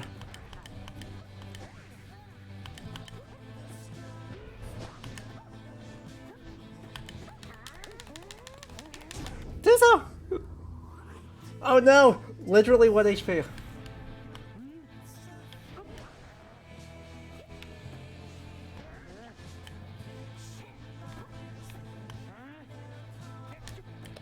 And there it is. Last one. There we go. The Night Wings proved their worth. Rather convincingly, I must admit. Let's go. Sir Gilman is so good. Thus ends the liberation rite. And thus, the scribes have chosen. Goodbye, Rookie. Exile appointed by the Night Wings shall be free. Absolved of all misdeeds. Return to glory. In the Well, Commonwealth. sort of. He's His gonna... adversary and all others shall remain. But look, can I just say, on a completely non-historical note, this judicial system fucking sucks. There is nothing good about this judicial system. I mean, that's kind of the point, right? Because the whole point is that we're trying to stoke a revolution because we all think it sucks. But this fundamental way of granting mercy, where 6 people compete and 1 gets their freedom, is fundamentally just a really garbage way of doing anything. Trial by ordeal is super commonly attested, especially in the European milieu that this game aesthetically draws on the most. But, at the same time, the fact that the ordeal only helps, like, 1/3 of one of the parties makes little sense at the best of times, and makes actively less sense with how the Commonwealth implements it.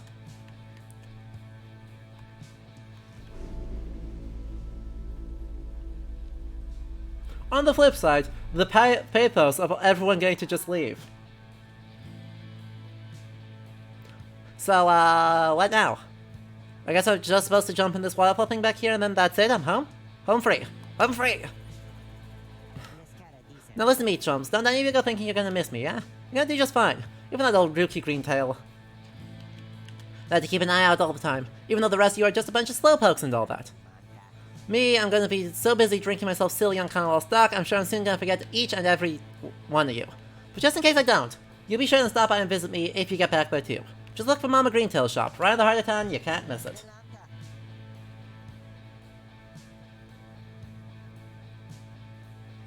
So yeah, stop by, say hi, I think I gotta go, so, excuse me. Oh, let me tell you, this is weird in here. Hey, you're starting, oh, wait! Farewell. If only one person can go free once in a few months or years, who would you rather go? Someone random, someone popular, someone who earns it? I mean, the question is, right, by what meaningful metric does this earn it? Right, all this does is prove you're willing to play arbitrary games. Right. Godspeed, rookie Greentail. The 8 scribes are ever Right. Well, there is a religious element to this, of that the scribes are choosing. may soon commence again. But at the same time, so close.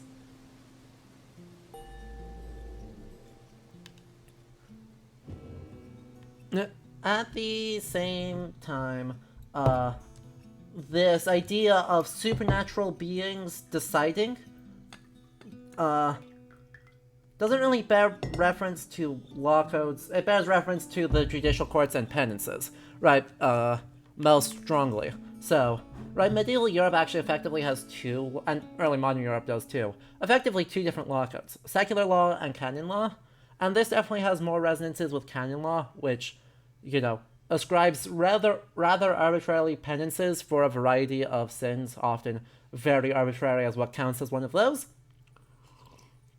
And then it is nominally at God's mercy who gets to do what. Until the turning of the stars. But Farewell. I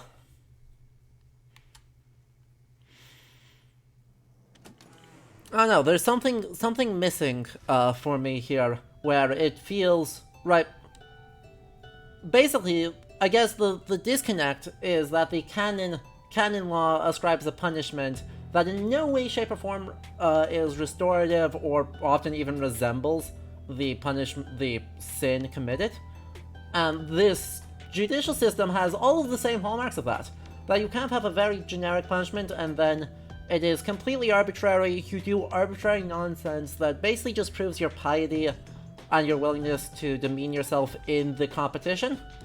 And then in sufficient skill, arbitrarily skill demeaning, then earn back your freedom and be given a cushy paper-pushing job.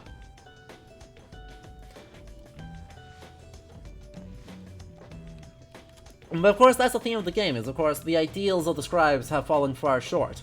Right, if you read what the book is saying about each of the different groups you're playing against, then they definitely are much higher aspirations than realities. So that's fine. Barry Mike, yes, that is. One of the reasons why university students could do horrifying things, often involving sexually assaulting people, is that they were technically always constrained under canon law, and therefore not prosecutable under secular law, which is...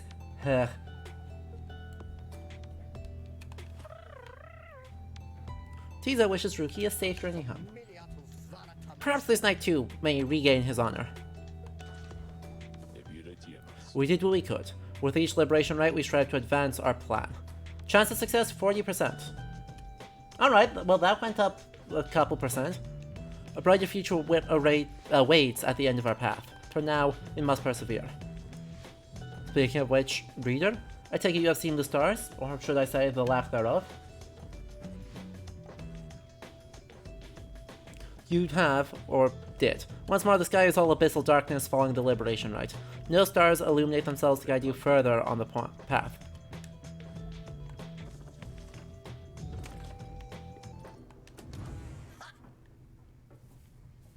Whee! Hello, Gilman, what's up? Glory to you, Master Reader, and glory to the noble Rookie Greentail! Long may he prosper in the Commonwealth! And so doing, may he benefit the plan unto which we have all been thrust. Then he falls silent for a time. Noble Rookie, this night found a kindred spirit, Master Reader. One of questionable honor, the greatest cunning, and such blinding speed as to befit a minstrel's tale. This knight fears our triumvirate lost something irreplaceable in him. Of course, this knight is also pleased that Rookie has achieved his freedom, very much so. And furthermore, this knight shall now continue training even harder than before. Rookie Greentail, this knight shall train on and until such time as he is swifter than the jagged lightnings of the deathless tempests. Now, Master Reader, this knight must beg his leave for you, for it is time, not for his rest, but for his training. Know that he is very grateful for your wisdom and your guidance in these rites. Between yourself and Master Rookie, you have instilled within this knight an unshakable resolve. Praise. Praise be. Book. The Greater Titans.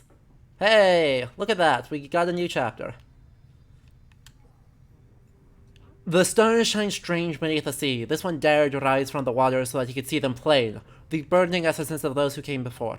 Our lives are but a quest to join the stars. This one longed to be the brightest. But in the downside, this one met with those whose own stars shall doubtless burn at least as hot. Together we achieved great deeds. You may have seen some evidence of it. The remains of the Greater Titans which once darkened this dark land. But in our kinship was the strength to conquer them. It is in this one's humble charge to chronicle those deeds, and may the Titan stars never stain the sky during your time. I take it we have to play with the stars in order to do that? Yep.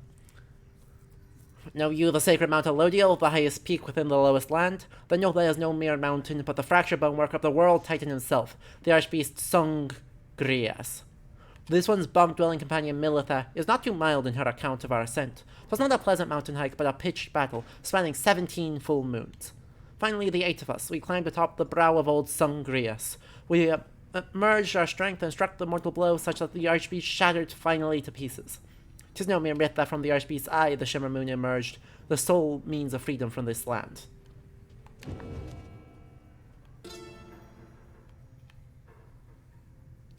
I myself, Ha'ub, formed the dissidents under this simple tenet: those who do not belong, belong. The other scribes, some of them showed at first reluctance to allow an imp, and one accursed, to designate one of the 9 triumvirates, but Mur, the Horned One, stubborn as he was, stood by my side. In time they came to understand, for I remained, as ever, at their side, a living bit of proof of their absurdity. The dissidents are an extension of my oddity. Those who do not adhere, they are not to be discarded, underestimated, or dismissed. They are as necessary as are those against whom they rebel.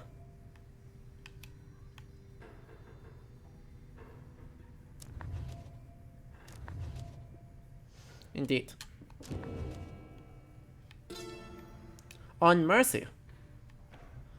Mercy is the beating heart of a truly free society. Mercy even for the perpetrators of the darkest deeds. As our liege slowly emerged, drifted in an ocean of regret, he found their mercy, or rather it found him, and it saved his life. Mercy, freedom, they are intertwined. A society which raises a clenched fist against its own shall follow the doomed path of the Empire of Sar. Ours shall be a merciful society. May the perpetrators of the darkest deeds be sent to join us here, where they may learn as we have. Mercy shall engender union among all our different kind. We shall stand shoulder to shoulder, equals in the same society. Sad. Continue. Moonlight Alcove, our only option. Ba-ba-da-ba-ba-ba.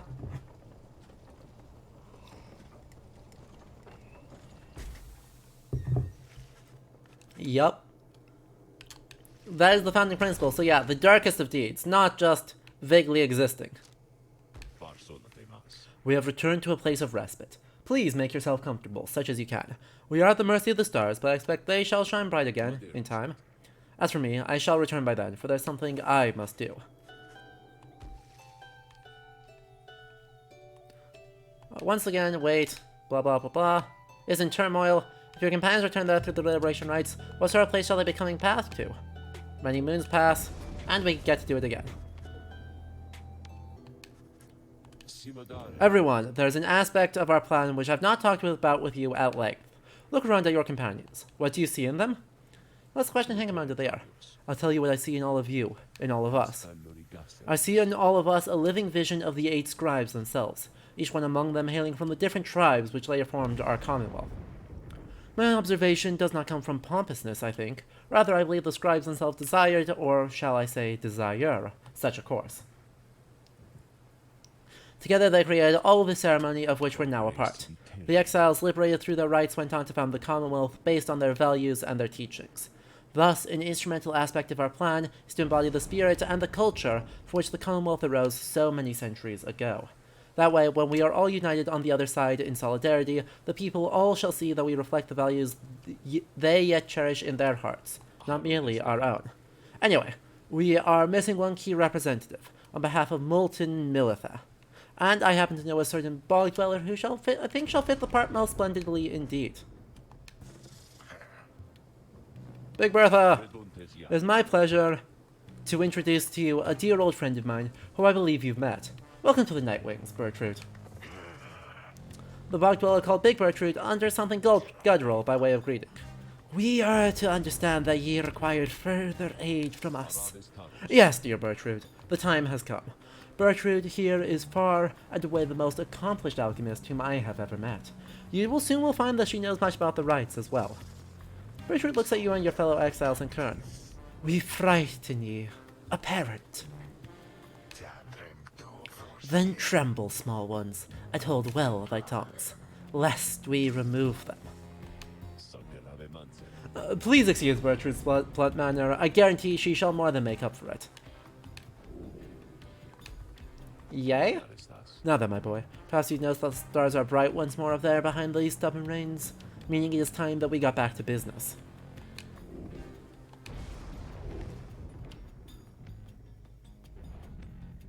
Alright, who are our options?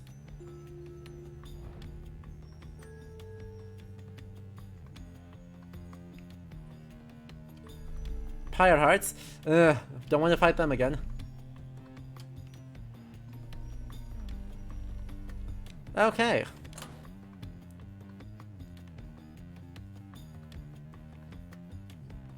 Infinite favor. Wow. How did they have favor? Honestly, what does even the favor mean, given that they're 2 and 8?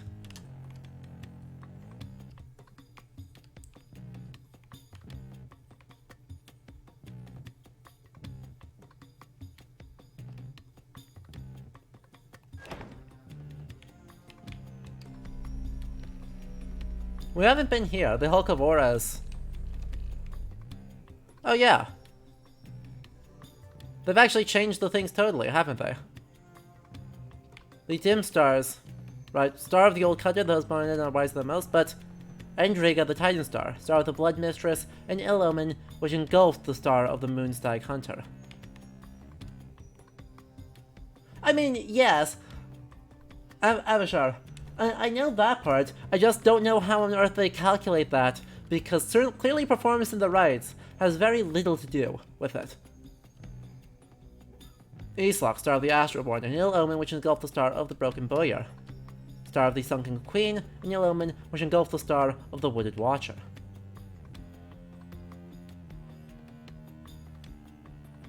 Yes, Grand Chicken Lord, the sin appears to have been that we read one too many books. Meanwhile, Wulfred was actually, printing, Wulfred had a printing press and was printing dissident materials. How very, I don't know, Thomas Paine, Ben Franklin, American Revolution of him. And speaking of which, that's the time that we shall, yeah, Leander, that doesn't matter. One too many is one too many, regardless of whether that's 1 or 3. Ah, that's what it is. So if you beat them in a liberation rite, they just lose all favor, just to give everyone else a chance. Makes sense. Anywho, right, I want to talk more about the revolution and the plan while we move on to the next place. Perhaps you notice that he doesn't like us very much. Lendl the Liar, the first adversary you confronted in the rights not long after you took your first steps on the path to freedom. A former constable of the Commonwealth, he gained a reputation for his strict and brutal manner. By any means, he always caught the crook. Once he arrested a civilian who hated him on suspicion of theft of Commonwealth artifacts that had gone missing. Lendl discovered the artifacts himself in the civilian's home. The suspect soon was exiled, still he denied the charges even as they cast him downriver. The case was investigated further, though too late. Suspicions turned to Lendl. It turned out he planted the damning evidence himself, so he was exiled in turn. On the downside, he soon became acquainted with the rights, having heard from all of this from several people in high places. He asserted himself as the de facto leader of the accusers, that bent to his aggressive nature and prevailed many times under his watch. Yet, each time his chance at liberty arose, the Nightwings either defeated him, or simply did not show. He wishes more than anything to outdo the Nightwings, perhaps even more so than to be free. Let's give him another opportunity. For now, have a good night, my boy. Bertha? What a shock. Who could have guessed? Hey, Bertha. Bertrude's decks. Unusual etched cards depicting the Greater Titans. Tarot?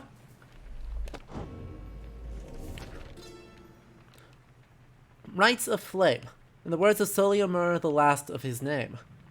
With these blackened nails do I hereby inscribe the rights of flame. The bylaws shall be written here in full.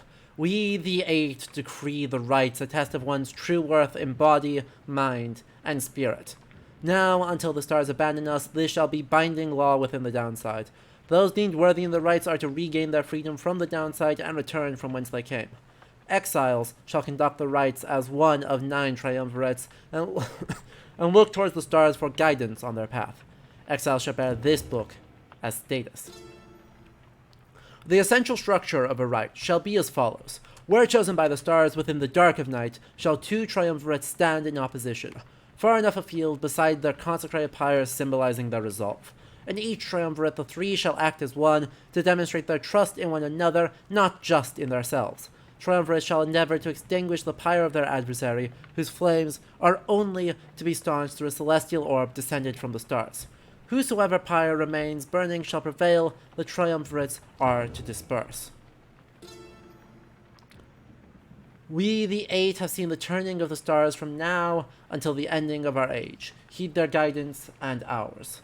The stars take many cyclic turns. The rites commence at their behest upon celestial landmarks, where the downside's greater titans fell before the heavens. Bearing this, the book bestowed on your triumvirate, you, the reader, shall perceive under the stars you are to congregate. Under which stars you are to congregate. Follow where they lead, as your adversary shall. If either of you fails to appear, then neither of you walks the path. Whether you prevail or you fail, from that point the stars shall guide you on. The rite shall not commence unless the necessary preparations are complete at a celestial landmark ere the stars align. Exile shall conduct the rites bearing this book, of which there are but 40 copies, each bound in astral hide. exiles shall wear the sacred raiments fashioned in our likeness at the summit of Mount Elodiel. Their identities are to be concealed, for they shall represent us all. Exiles shall set a metal sigil for their pyre and consecrate the grounds using the words, "The 8 scribes gave their freedom so that we may yet have ours. The heaven shall respond when all is set." During the rite, each triumvirate shall act as one, unerringly and without question. The disobedient shall suffer banishment or permanent expulsion.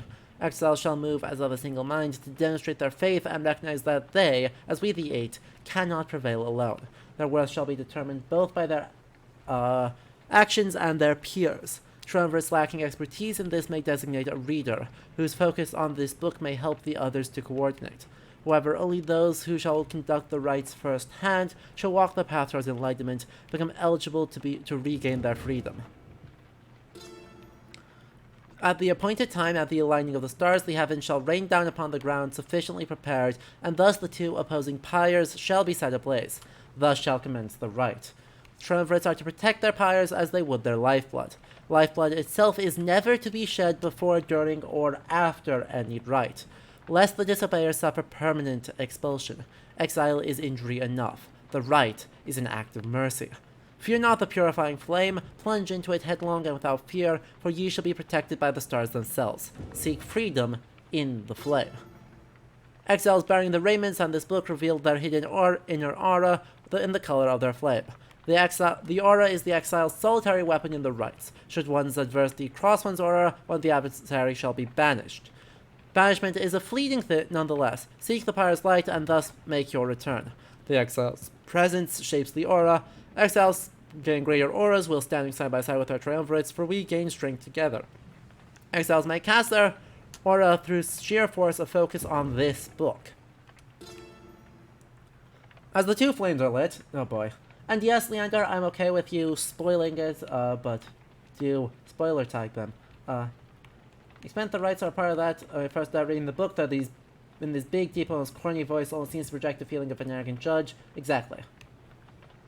It's a cosmic connection to the flames, the raiments, and this book displays the necessary qualities for its bearer to prevail. Effortlessly sails the orb between the 3 in a triumvirate. It seeks the grasp of whosoever acts among the 3.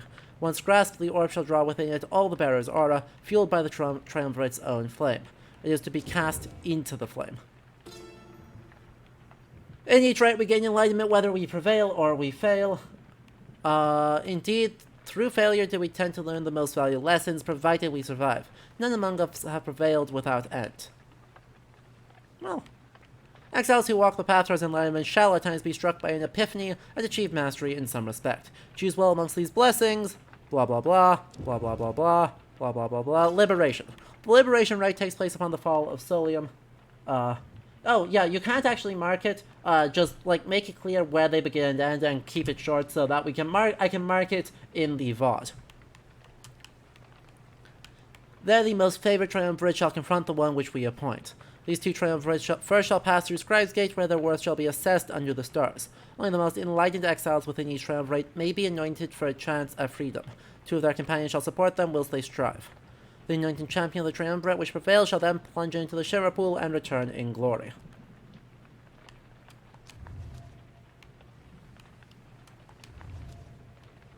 Okay, so that's all of that chapter done.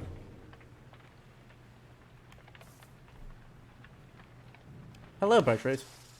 Find Big Portray looking about the black wagon in a disapproving way. Such a clutter added to those wagons since we looked upon it last. Unsightly. We remember thee from our abode in Flagging Hands. Then thou must be the reading one to whom Sandalwood referred. She moves in close, studying you. You're called the mere touch of a bog crone of the southern bogs. Can induce paralysis, or worse. That one, such as thee, can extract meaning from the tome. 'Twas a feat we wished to witness for ourselves. Thy flesh has seen but the smallest fraction of the years which ours withstood, and yet we are expected to believe that thou canst understand the Book of Rites. Hail, Bertrude, madame. Is everything to your liking at this time, or is there something more which you require? We have been unable to lodge a supply of rotworm gizzard extract upon thy belongings. Other than that, we shall lodge no complaint at present. It is possible that Wolfred has a small supply among his possessions here. If you care to accompany me, we would yet achieve some. That would be agreeable with us. Then, after you, madame. Thank you. Thank you for saving us. Few more. A couple more rides. Good morning, reader, Bertrude. I trust your stay has not been too uncomfortable. Nay, Sandalwood. The comfort of this place are not for us. Fly us forth from here to lower ground. Let us get on with all of this. The reader shall do so once the group is ready. I thank you for your patience. Whee!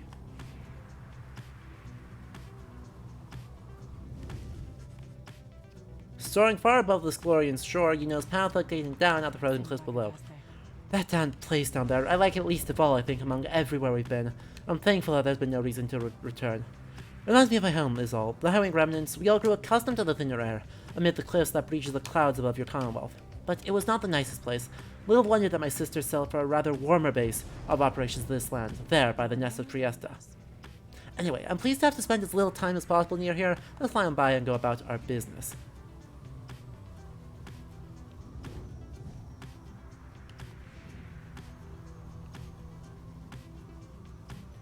I hear something shiny. It is a mystery.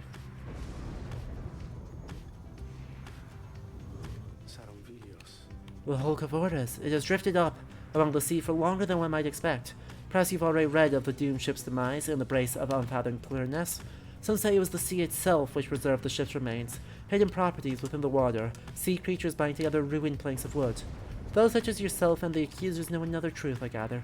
The stars would not align over the wreckage if it did not have greater significance than first appears.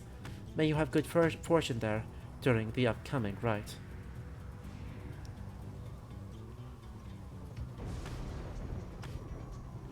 So what are our options? A scribe shall bless us there. A more restful current. Both of those are valuable.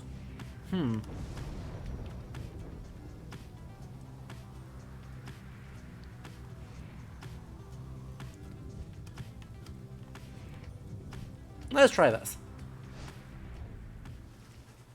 We touched down at the Sea of Solace where you first encountered Sir Gilman and the Pyre Hearts. Now we have a bit of time to spare. And someone to talk to. And more pages to read.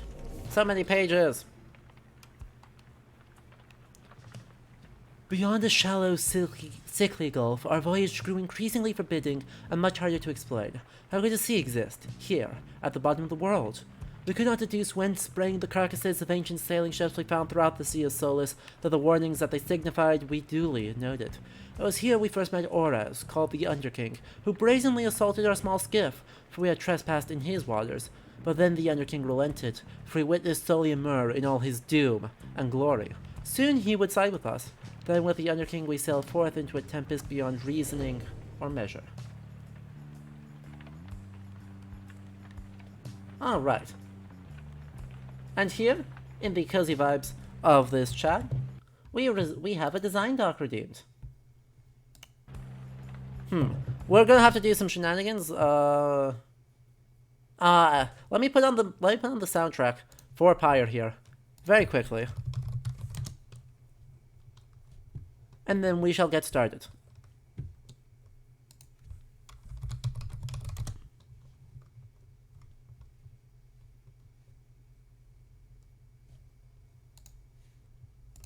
Perfect.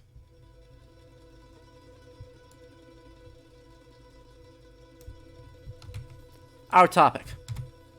Thank you, Leander, for redeeming a design diatribe. Remember, chat, what this is, what's going on here, is that basically for 10,000 channel points, and you can see all channel point redemptions underneath your text box in chat, you can do a variety of things, but for 10,000, I will speak on a question on the intersection of game design and history for at least 5 minutes.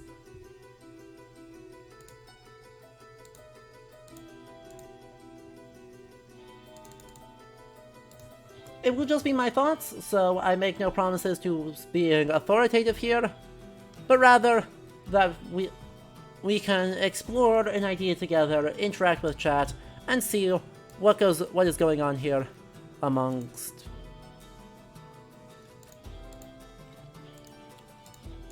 the design. So, the topic, how does Pyre portray the memory and remembrance of history?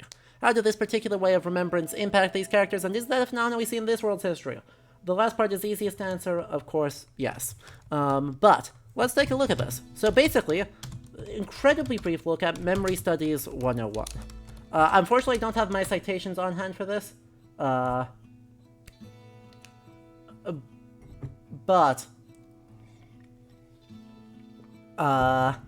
So my citations are going to be a little bit lacking here, but basically, this is a very popular research topic. I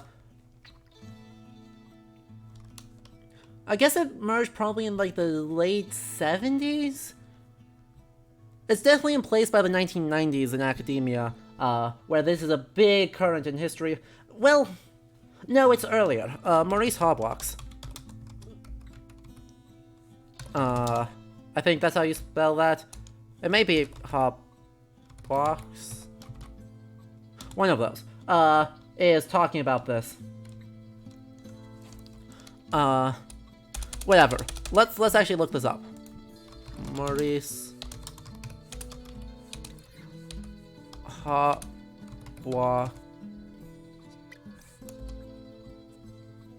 Hallbox. There it is. There it is. Hallbox. I'm bad at names.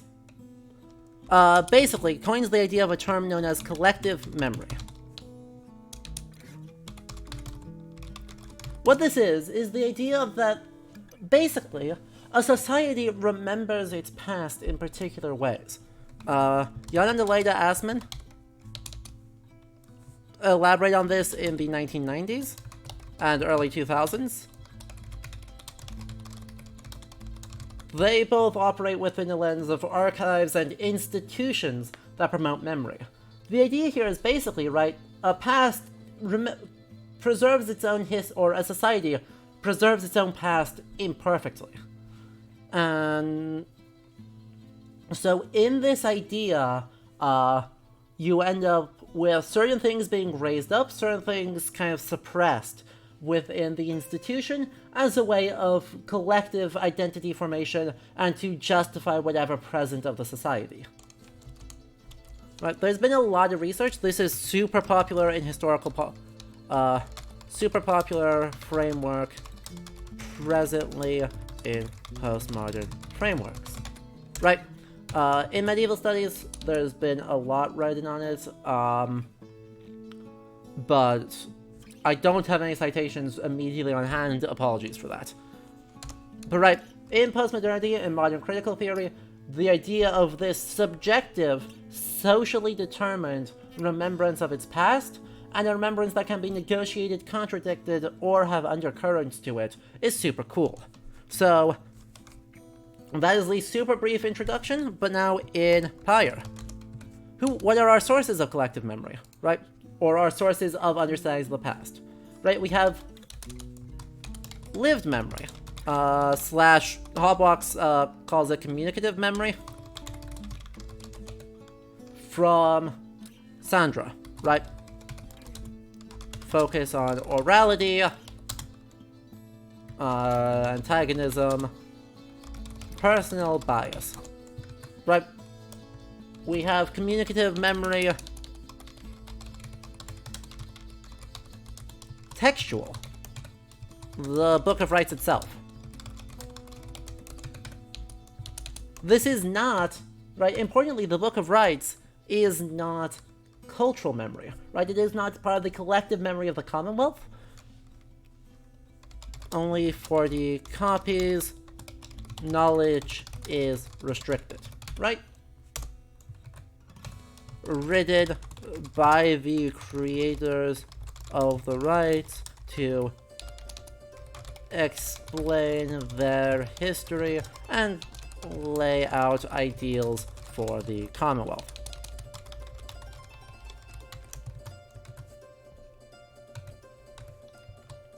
CF, the Bible, except if its claims were actually real.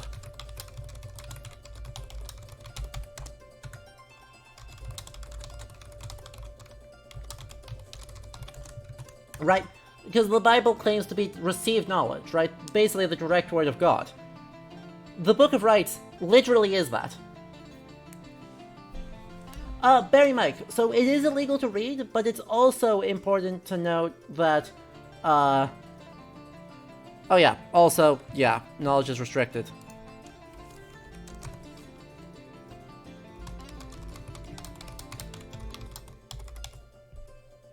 Literacy is also a crime. But it's also, even if it wasn't restricted, the odds that the Book of Rites would be particularly well known when there are only 40 copies produced, period, is extremely low.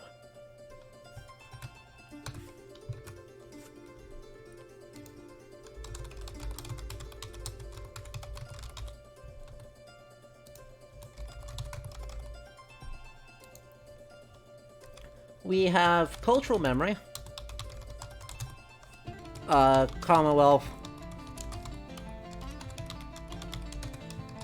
The judge embodies this, but so too do the characters.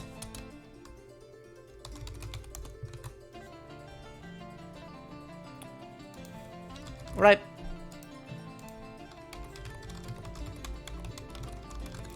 There's a potential another perspective here. Lone Minstrel / Celeste. I don't know enough about them to comment, so we won't do... We'll leave that as a maybe. But within the cultural memory, there's a countercurrent memory, right? Wolfred is the key counter current Wolfred, right?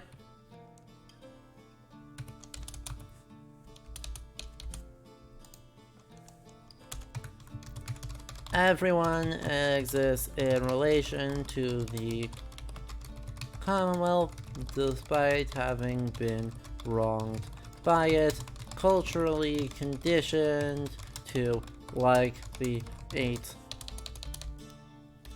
Or not to like, but to exist in relationship with.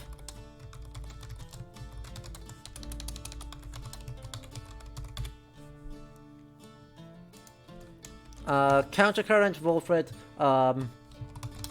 had a printing press made anti-authoritarian pamphlets. Oh yeah, we should actually outline this cultural memory, right? The cultural memory is that, what is this cultural memory? So the collective memory by the Commonwealth hegemony seems to be suggesting that there is a focus on mercy and glory as like the two pillars, but that basically all law can be handed off to divine will, basically, right? To the will of the scribes, basically, but no countercurrents wanted, crimes.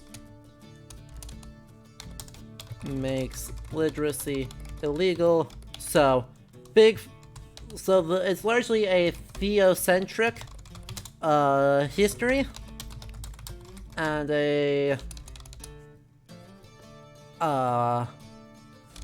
an uplifting of self as upholding ideals.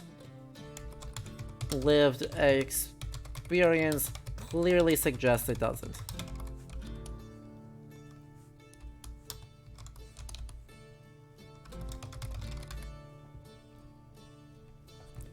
Right. Countercurrent is Wolfred. Another countercurrent, High Wing Remnants. Actively opposed to Commonwealth, though existing with mostly in relationship to it. Right. I think that's all of the currents, right? So we have this big cultural memory, we have this, and then two types of lived, or of kind of communicated memory. So what do we do with this, right? I guess... What's authoritative? To us, the players.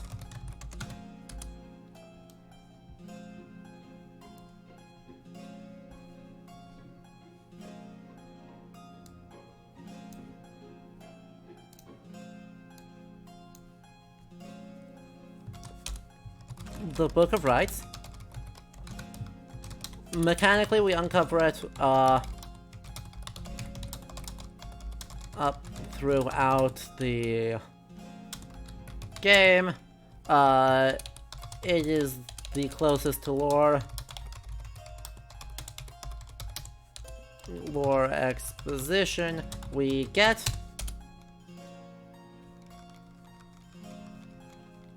Right, it's far and away the closest to lore exposition we get. So, it's granted authority by temporary revealing, though... Right, the counterpoint here... Game acknowledges many unwritten passages, and that perspective is limited.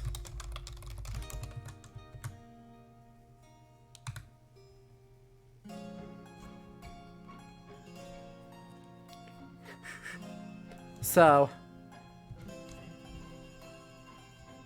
like Mojave, we are in the middle of a design diatribe where we are talking about Pyre.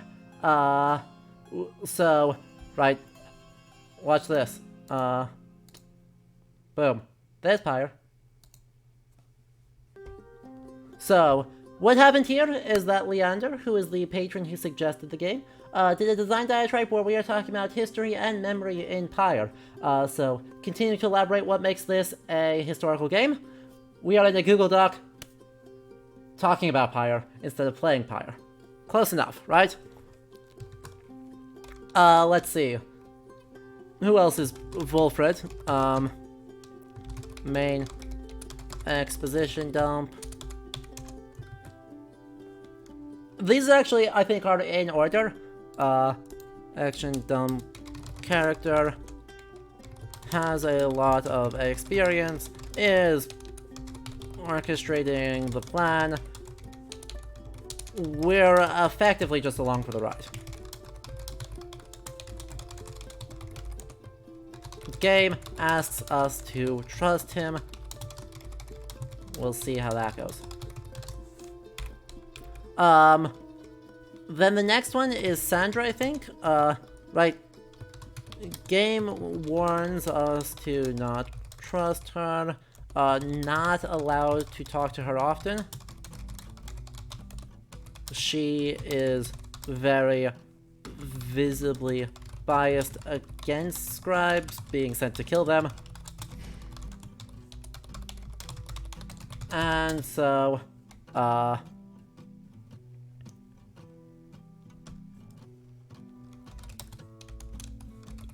is, I guess, framed as untrustworthy and counter to all the rest of the powers of the game. Right?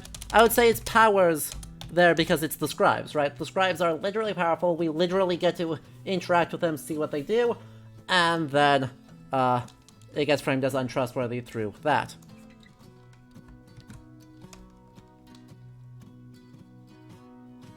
Exactly. But she's very open about being biased, about her biases, and wants to talk to us. Oral historian's dream. And then lastly, the judge. Right, the judge, representing the voice of authority from the Commonwealth, is a jerk.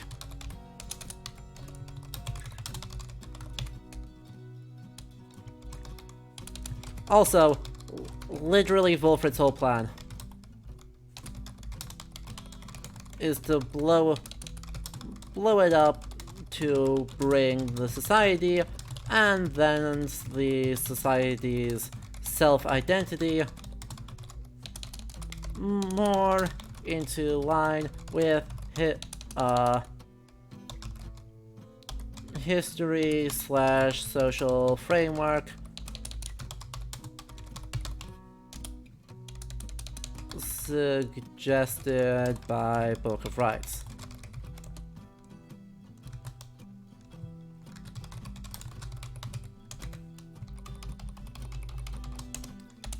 I will leave that note there just for fun. Right, so. As far as does anything need changing, I don't think anything does need changing here. Right, sometimes when we do a design diatribe, it's like, this is a problem, let's talk about practical ways we could actually improve it. In this particular case, I really don't think there's a lot that needs changing, because the game does a really good job navigating these. And navigating the kind of limits of knowledge, and in relation to that, the limits of what needs to be told to the player. Right? Lots of things you don't need to be told about to the player to really engage with the narrative of this game. I think if you told the player too much about what the real truth is, it would actually hurt it, because that's not the focus. Right? The point are these characters' interactions within this framework of competing realities. And so if you truly just said this one is correct, the rest of these are all somehow distortions, a thing that games do sometimes do, we'd be in trouble, because that would weaken the way that these characters interact, because we know what's actually going on, they don't.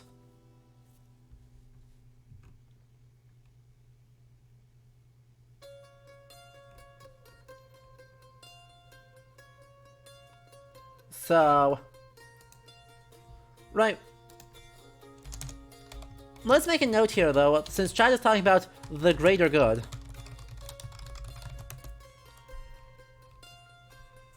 This is a super memory.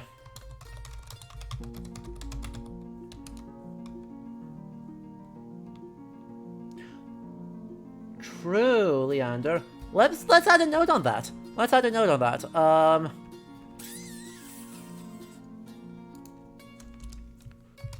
Shay /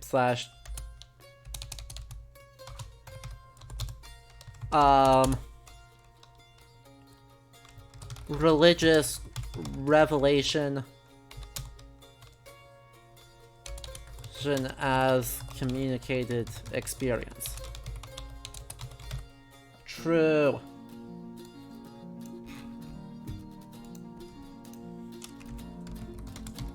Lens, right?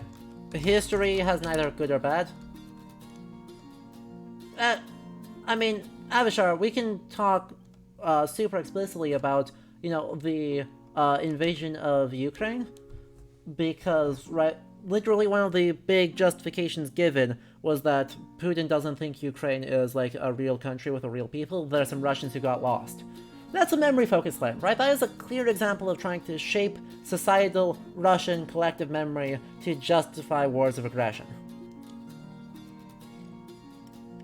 Right? So yeah, this language of community, of a proper, right, the nation of self as the height of social order, and everything else as denigrations of it, or something that it is besieged on all sides, actually.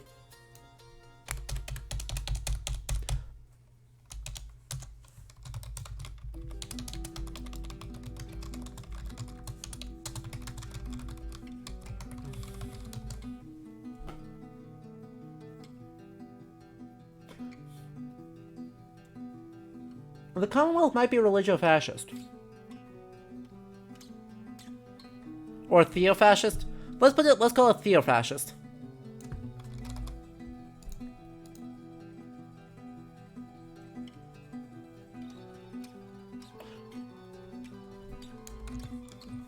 Right. Order of the self. Admittedly, a self-identified not on species / kind / race, but on thought. Besieged on all sides. strongest slash purest slash best slash goodest, but also constantly at risk.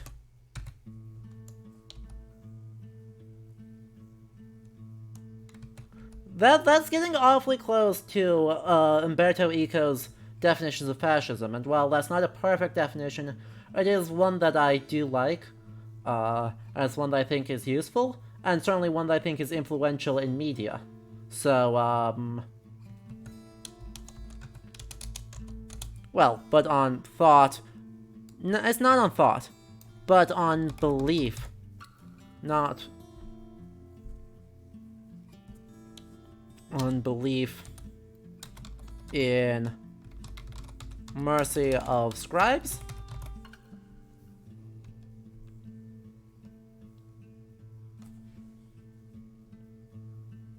Right. I think the Commonwealth is theo-fascist.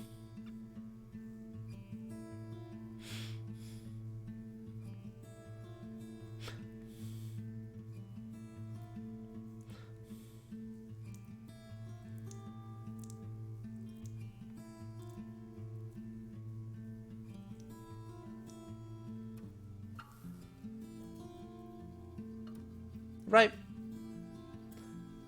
Exactly, Leander, right, that's barely character spoilers. Right,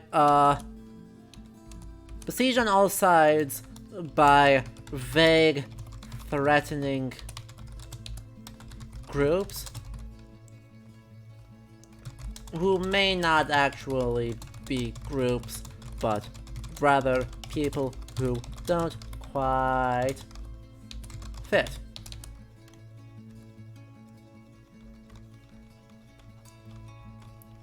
Don't quite fit or violate any laws or otherwise aren't mindlessly obedient citizens of the Commonwealth. Right? Because realistically, we don't exactly. And right, one of the joys of being theo-fascist, Davishar, like you point out, is anyone who commits blasphemy gets lumped in with all of these.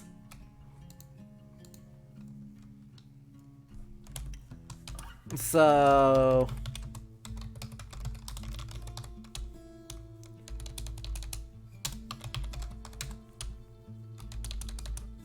fascist, mnemonic, tools being replicated and upheld, sort of, by structures of, or by historical structure of rights,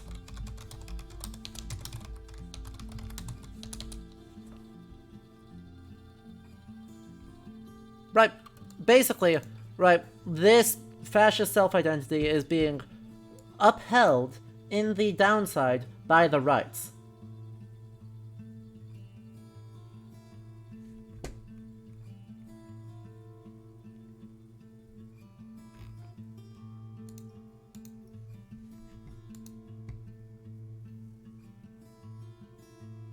So, yeah. And this is, I mean, this is important, right?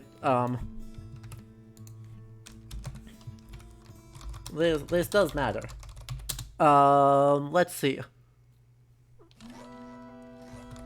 Historical things can not originally be something or be problematic, but can become so, and they are not less problematic for it.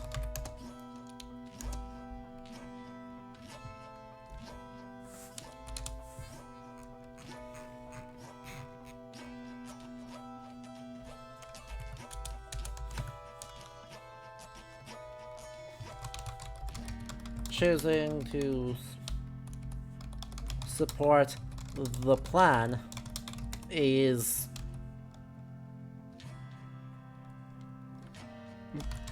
part attempt at reclamation, and part rejection. Part outright rejection.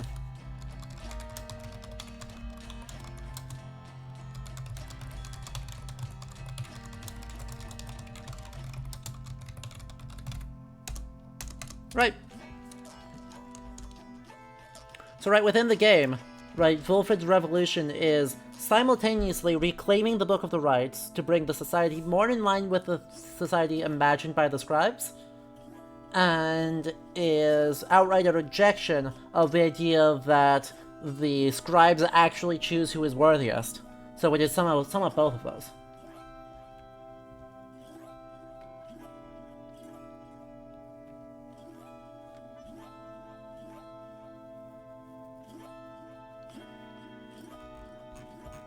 Right, so I think, Leander, I think that sums it up.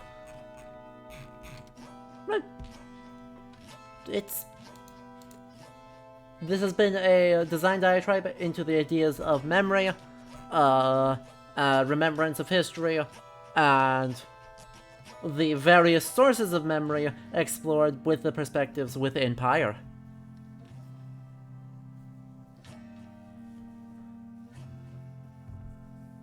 Now what do you say we get back to the game?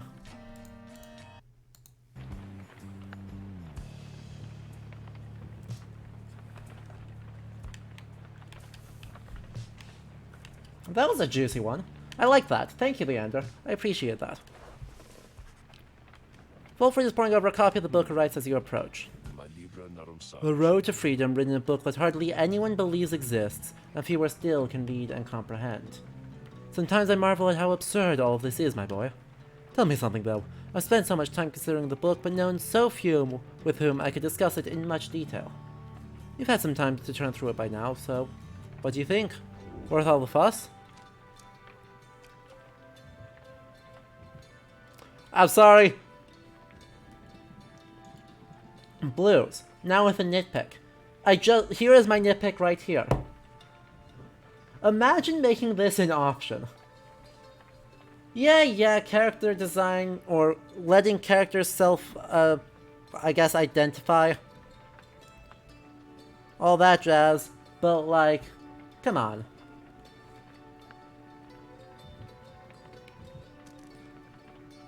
Not concerned with? How could you say that?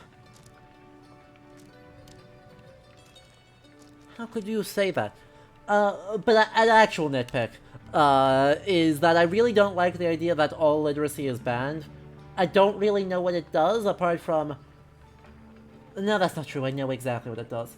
It makes the Commonwealth not only theo-fascist, but... inquisitorial? Right, and so therefore, the connection works the other way. Right, if the theo-fascist state is burning books, then historical cultures who burn books are theo-fascist. And that's just not how that works, right? Because, like, the Spanish Inquisition is the clearest example of this, but broadly the phenomenon of early modern censors and book burnings. That's not theo-fascism. It is certainly an attempted control of knowledge and judgment of certain knowledge as iniquitous, immoral, something or other, but that is not theo-fascism. And so, kind of, they overplay their hand a bit here in drawing such a link between pre-modernity and this game, and the implications it has kind of echoing back in dialogue between the game and its historical inspirations are unfortunate and not particularly accurate. You tell Wilfred that the book has fascinated you and that you have never seen anything quite like it. He nods slowly as you describe your experience with it. I share the sentiment, to have in our possession a genuine artifact from a forgotten time. How much of it is exactly true, and how much of it is the scribe's retelling of events. God, I love when the design diatribe lands directly on us. I find it endlessly fascinating to consider, I must admit. It is amazing that these volumes have survived for all this time, I think. Whatever they are made of has withstood the ravaging effects of time quite well. and the ideas that are contained, they remain rather provocative as well. To think that the Commonwealth disavows the existence of this book despite official recognition of the 8 scribes. One of the reasons why are in there, written plain. How fascinating that secrets have been kept for all this time. Anyway, you'll have to excuse me for my extracurricular interest in its teachings. I used to teach a version of its history. Yeah, I knew I liked Wilfred. Let's go. To have access to the real thing has brought me some small pleasure. Let's go, Wilfred.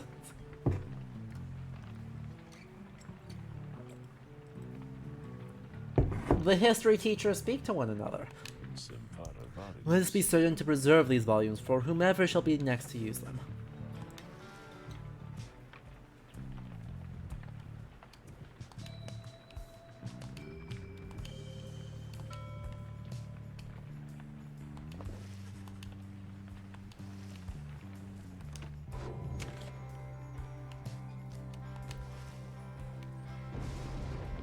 True.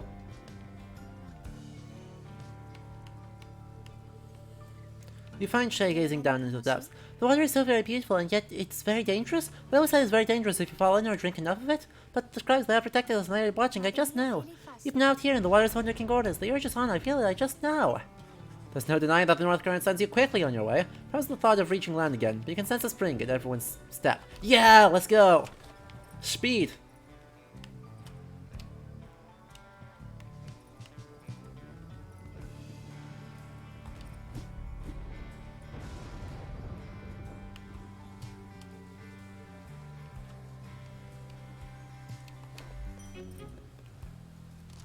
Nice.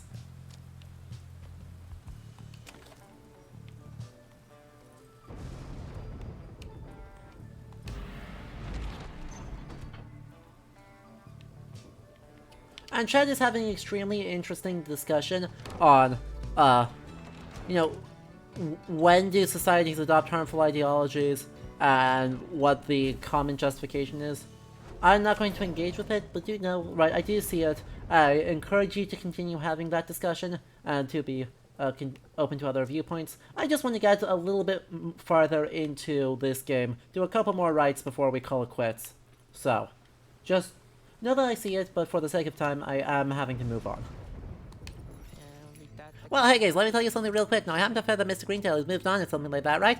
Well, I just want you to know he's one of my most favorite customers, and because of that, I'm giving you the same great deals, okay?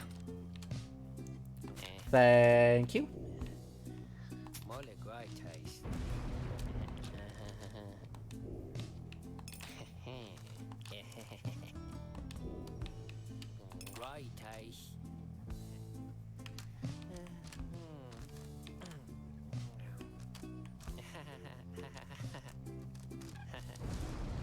Alright, Leander. Have a good night, my friend. And thank you. Leander is the one who suggested this game, so as Leander said, if you want to suggest your favorite historical or kind of historical game for me to play, do consider heading over to the Patreon for Ludo History and supporting us over there. It does mean a lot, and it is definitely the best way to make sure money goes directly to me and not to some other corporation. But, as always, just viewing, participating in chat, hanging out is super appreciated and is far and away the most important thing, so.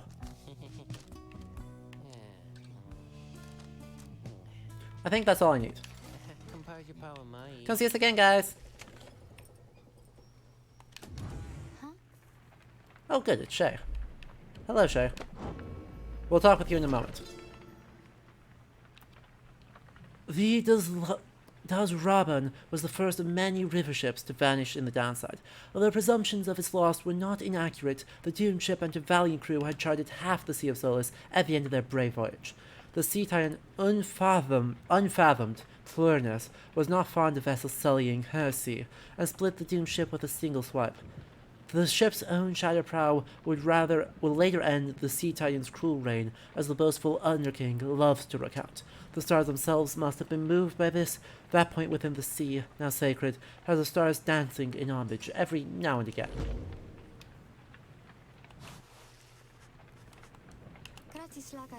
Little brother, what's wrong with me? What is wrong with me? What is wrong with me? I'm not sure whether to check in with her or leave her be.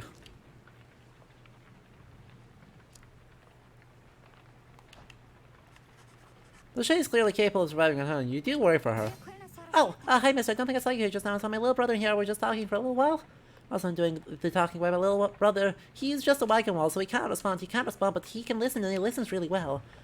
Now, I'd like to get back to that conversation here with him, if you don't mind, and you're welcome to stay, though, if you like.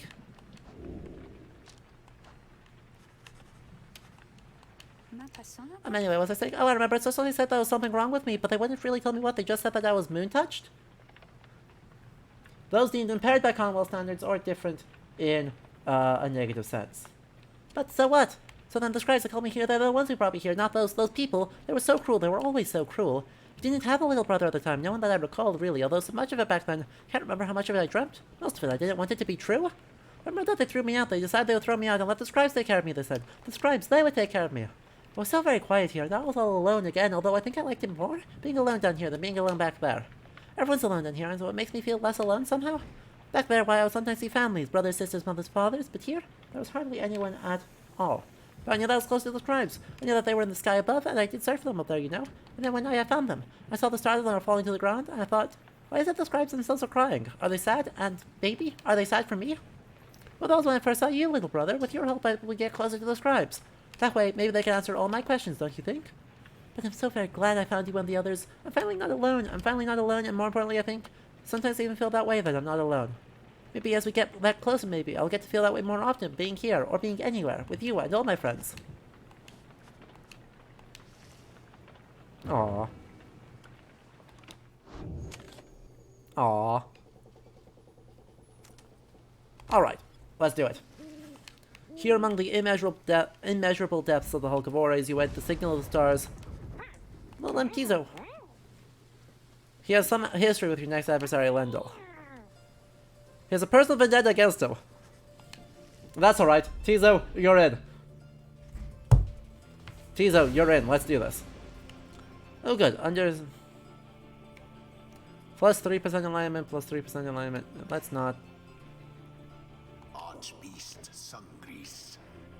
If you prevail, plus 3%, plus 6, plus 6, plus 13. Holy moly.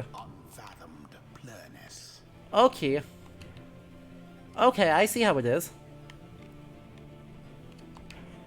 Just an extra 10% off of just Eastlock.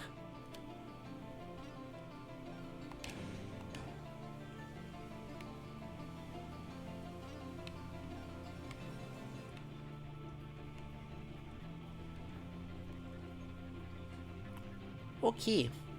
Let's try it. Let's try just improved AI.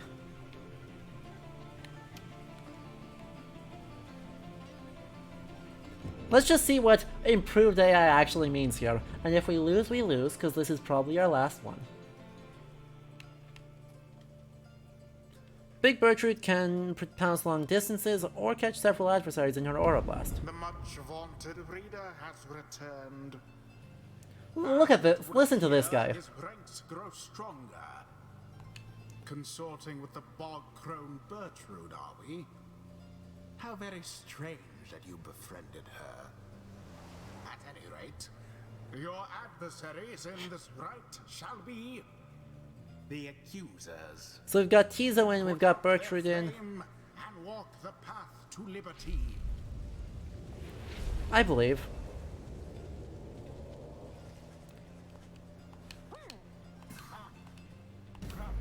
Aha! Caught you, miserable beast. I knew it after all this time. I knew you were still among the ranks. Ah! Silence, fiend. You robbed me of my freedom, my dignity. Your evil shall be ended here and now. And you, Nightwing, shall not deny me thus again. Oob the Swallow. Aw. Alright, Tizo. Let's do this. Also, Bertrude is in here. Hold a moment, reader. Now that Bertrude is among our ranks, it would be best if you became familiar with her repertoire. We have no obligation to make use of her abilities, of course. Good Bertrude, please show this reader something of your aptitude. We expect thou shalt be soon inclined to bring our sorceries to bear. Long have we studied these rites of thine. The bog-crone Oh, wow. Bertrude shows herself in full. Though I have to wonder what became of her accomplices. Oh wow, that is very good. One accomplice in particular. You watch yourself around her, reader. None are sentenced into exile without sufficient cause. So she has no aura of her own, but is able to just, like...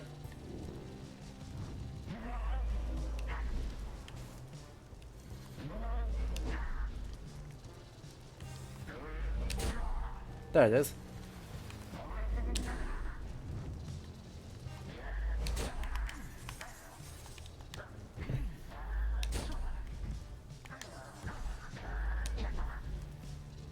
Wow.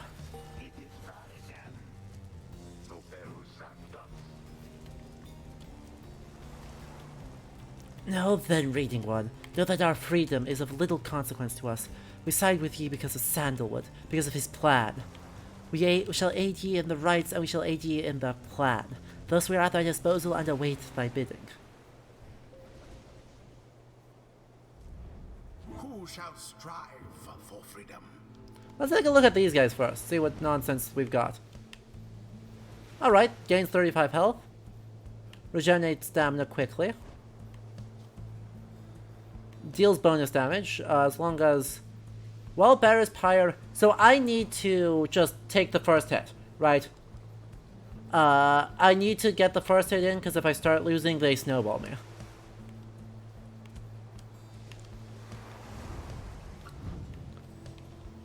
And that's basically all that means.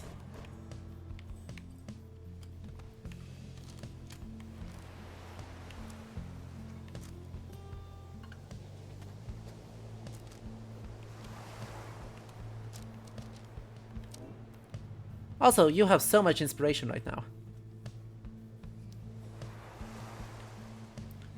It is important though that I choose you, I think. Even if I don't do a lot with you right now. Take a look at what other ones we have here.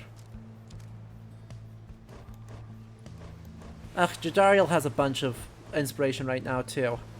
So I need to be careful.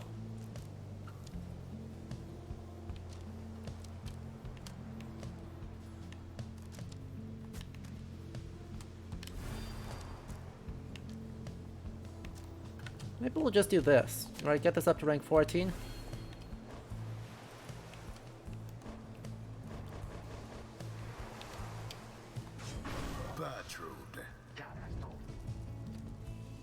Then we'll go for Jadariel.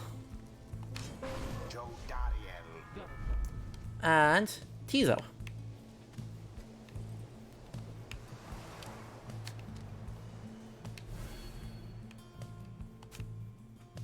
Thank you, Tizo.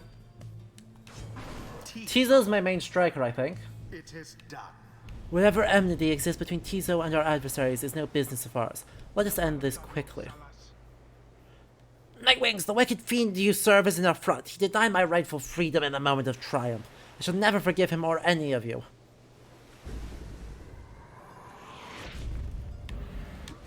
Begin.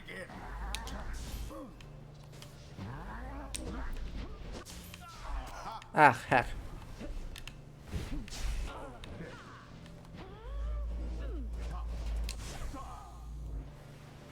Oh, this is actually quite bad, isn't it?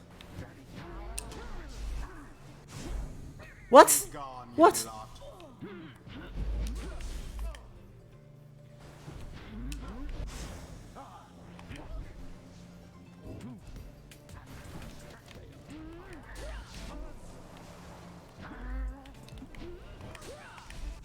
Yeah. That's quite bad. Luckily, they suck. The lesson to take here that they suck.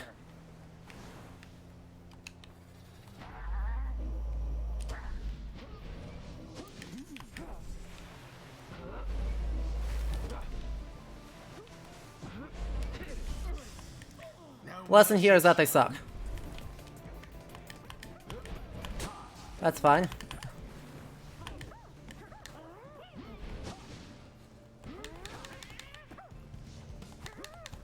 Let's go, Tizo! The Nightwings are the first to strike. Whee!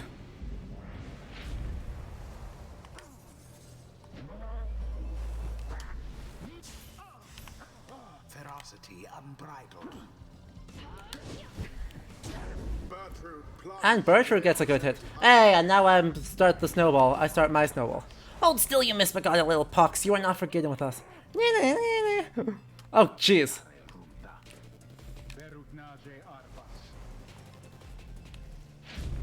That Lendl certainly enjoys a rousing speech, though talk means nothing in glorious. Didn't even get to finish them.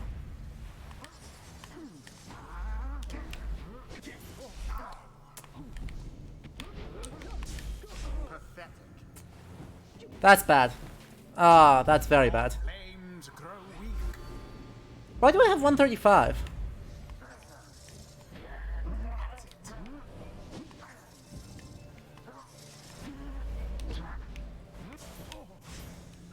Oof. In banishment. Ah, heck, I hit the wrong button. I hit the wrong button. Well cast.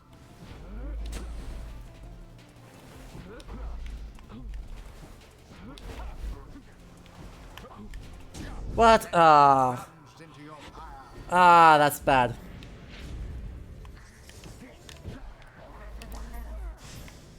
Away with them. That pyre's flames grow weak. Luckily, we're better.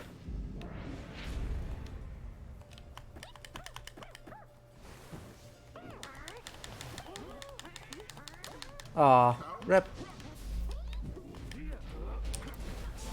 Poof goes Lendl. Ugh.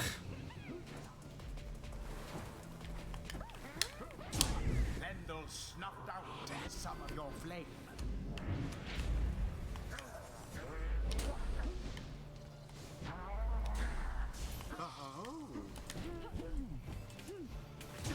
How utterly brazen. That's alright. Now go on, just once more. The imp did it. Oh no! Oops. If I were that one, I'd be rather angry. Whoa! The speed!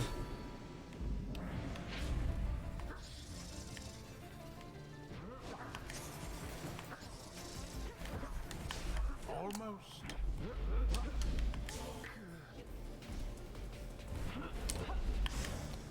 Too slow.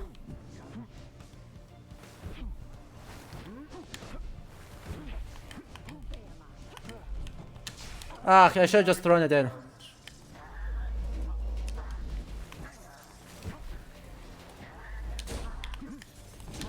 Lendl snuffed I should have just thrown it in. Ah. flame.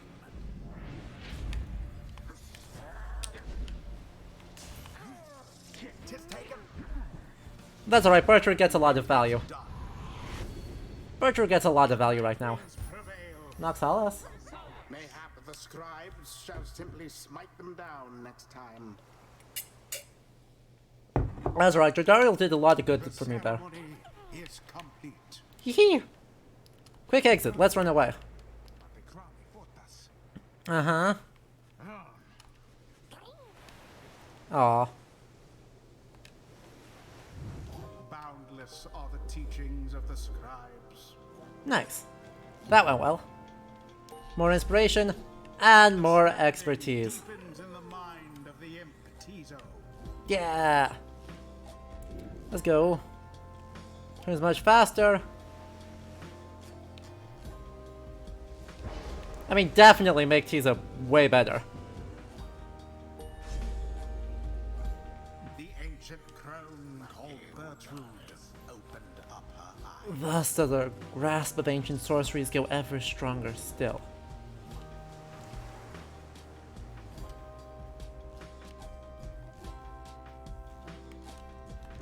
The secrets of the wild witch revealed.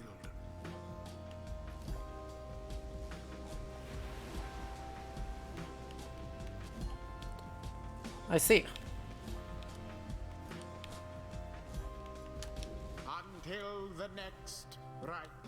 Yeah, I'll just check her traits, because apparently, yeah, Jodariel made us good. Well, it was needed, because I was real close to feeding otherwise.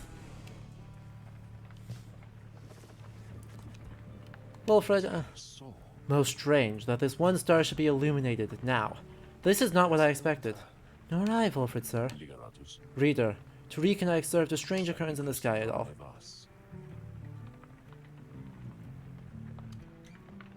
Huh. Appears that the star of Kelmer Rope Collar is illuminated now. It is but another star, except our models and predictions of the cosmos did not anticipate this. Okay. Okay, let's do this and see what this is. Let's do this and then we'll call it a day. Because I do not know... I do not know what the deal with this is. Ah. A new place.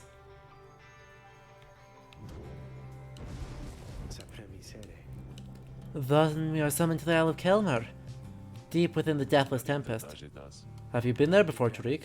So long ago I scarce recall the time, only the scent. It is the place from whence the creatures native to this land sprang forth. Reader, let's not concern ourselves with superstitions held about that place. We'll set forth at dawn and soon see for ourselves what to make of it. Huh. These are... Aww. Aww, what happened? Thus he denied his freedom. Okay. So what he felt was necessary, he had... Aww.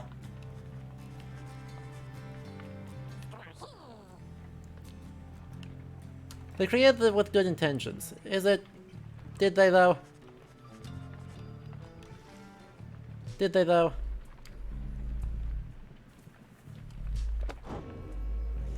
A few more pages and then into the weirdness. Islach Astroborn. The foul name of the Star Titan is written here but once. Do not invoke it lest you aid its reawakening. It sups upon despair and fear and doubt, and lands such as our own. 'Twas our mighty mistress Militha which tracked the astral-born monstrosity within its loathsome pit, where it lay nursing wounds sustained from traveling across the stars in search of simple prey.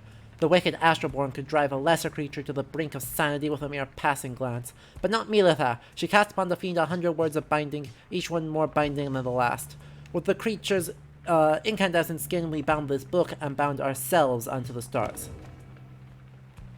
And the accusers. The accusers formed under Golothanian. He is a big man. He values justice, loyalty, steadfastness. Golothanian, he says that the accusers take their name from one of his most accomplished legions from his former military days. All among them, in fact, served the Master General at one time. They represent the stoutest-hearted people of the Empire who held true to Mur and Golothanian to the end. The golden colors of their raiments are reminiscent of their old shining armor, as his claim. Yet ever shall they seek out those with the truest spirits and the strongest sense of purpose to replenish their ranks. Well, that's going well. Oh, berries and mushrooms. You are correct. Mushrooms. Berries. Onward! One more thing, and then we shall call it a day. Because for some reason, this place, among its cursed qualities, it seems this wretched storm means I cannot rightly smoke. One of the downside's small misfortunes, I suppose. The wagons drive them seem not to mind at least. In fact, they seem more animated now even than usual, sir. Perhaps they feel some sort of connection to this place. Tariq, do you suppose the Pyre hearts were able to make it here intact? They ought to have seen it in the stars, though we shall soon know for certain. That we shall. Take us in, reader, please. We can either do it at Sharp Soul. Bertrude expressed interest in this route. Well, let us pay attention to Bertrude right now. That seems wise. Make landing within the Deathless Tempest, far west of where you first reached through to the shores beyond.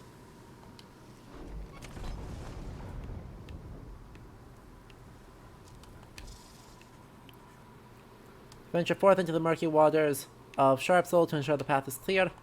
We have seen enough now for the time. Let us return. Good. More vacation. Bertrude gets more hope. We get more vocations. And more talking. Hello, Bertrude. Amazing. The Tempest? Is it just the Tempest now? Yes. We waited for the deathless Tempest to subside. We waited, but the Underking, he merely laughed and laughed, for the deathless Tempest does not subside. What lies beneath that stretch of sea to cause such a upheaval is best left to myth and speculation. We made passage, nonetheless, through sorceress aid and fortune, scarce seeing the surrounding environs. We did detect a landform to the west. Solium Mur detected there the presence of a treacherous aide who lured him into exile and then followed him in turn. Mur, in his wisdom, thought it best to be avoided. At last we did arrive on distant lands, though seeing them provided little comfort. Fair enough. Richard? The evidence of those travels, how brazenly ye put them on display. Ye tempt these lands to swallow you. Nonetheless, these streaks stir out memories, not merely of these lands, but of the country whence we came. Know, reading one, that we are here because of Sandalwood. We met him, long ago, within the southern bogs. He offered many courtesies, and in exchange we found agreeable. We sought then certain reagents, necessary to our studies of the heavens and the earth. And he knew where to procure them. In exchange we were to boil for him our finest inks, a certain recipe, notorious, yet secret. Its stain can never be removed. Oh, but the Commonwealth misliked it. 'Twas then we first began collecting samples of the regions of the downside, for Sandalwood was ever true to his word. Long had we studied this accursed place. Black Basin, the chaos of the deathless Tempest, the richness of the bogs of flagging hands. Lands so far away, and yet they called to us. If molten Milithair was able to traverse the downside in its entirety an age ago, then surely 'twas not beyond reckoning that we could do the same. Furthermore, it matters not reading one, thou hastn't us our tales long enough for now. Interesting.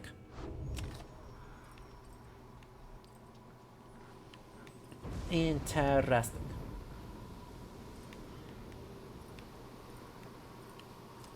We have not mentored someone yet, so let's do this.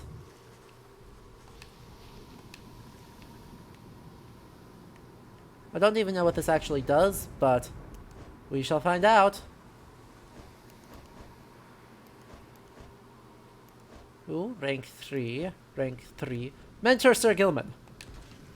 This knight shall be your eager protege. Oh, wow. Wow. This knight has never before understood the value of the written word. Oh, wow. I see.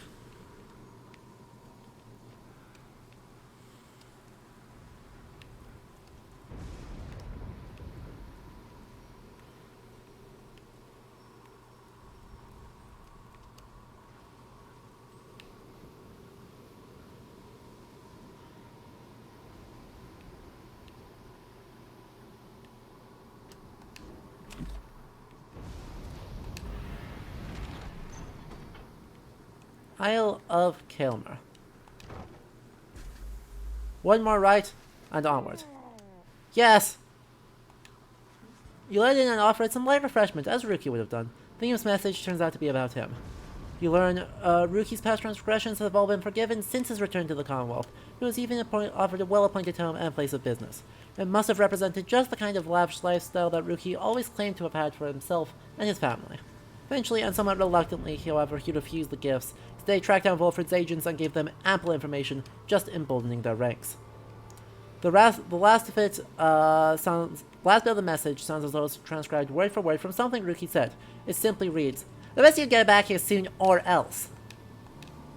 So that's a Greentail himself conscious after all. We understand this Ruki holds no small degree of influence, at least among his kind. Do you think it must have been sad to have turned down a house? I hope he isn't sad. Hard to believe he would have turned down living in that kind of luxury. Maybe he got used to it out here. Let's go. Wish Lucky luck.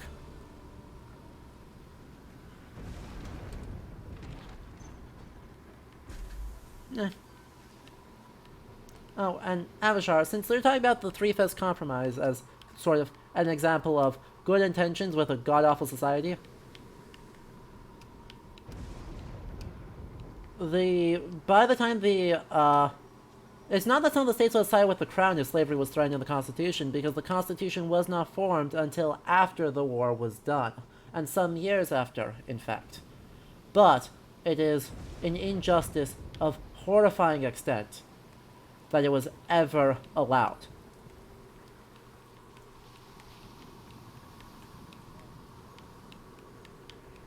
Right, remember, the Constitution is not the first attempt at a federal government. And it is long after the War of American Independence. So, right, it is a travesty of the greatest horror, and the fact that there is no justifying it. Please do not attempt to justify it, because I don't think there are grounds from a modern perspective to actually justify that. Because the logic they gave at the time is bad, and clearly existed to dismiss the right of human beings and ensure that their histories and their narratives and their humanities were ignored. In the distance you hear odd gibbering noises that sound like drive imps? Oh heck, not a drive imp fight. Not a drive imp fight. Well guys, how do you find me all the way to? I mean, this for extra special customers. I'm only joking, you're only joking, you're the only customers I got. Do you again, only joking about that too, because I got tons of customers, just they already bought a lot of stuff today, so they're not here, right? Now I got a little something here which maybe you'll be into, been hearing about these little numbers for a while, check them out. A jewel band. And a rune band. Well, those are good. Thinking these things are supposed to be a couple of lovebirds, know what I mean, huh? But anyone could probably use them, provide those to buy them off me. Then I was gonna get them for myself, but anyway, let me know if you want them.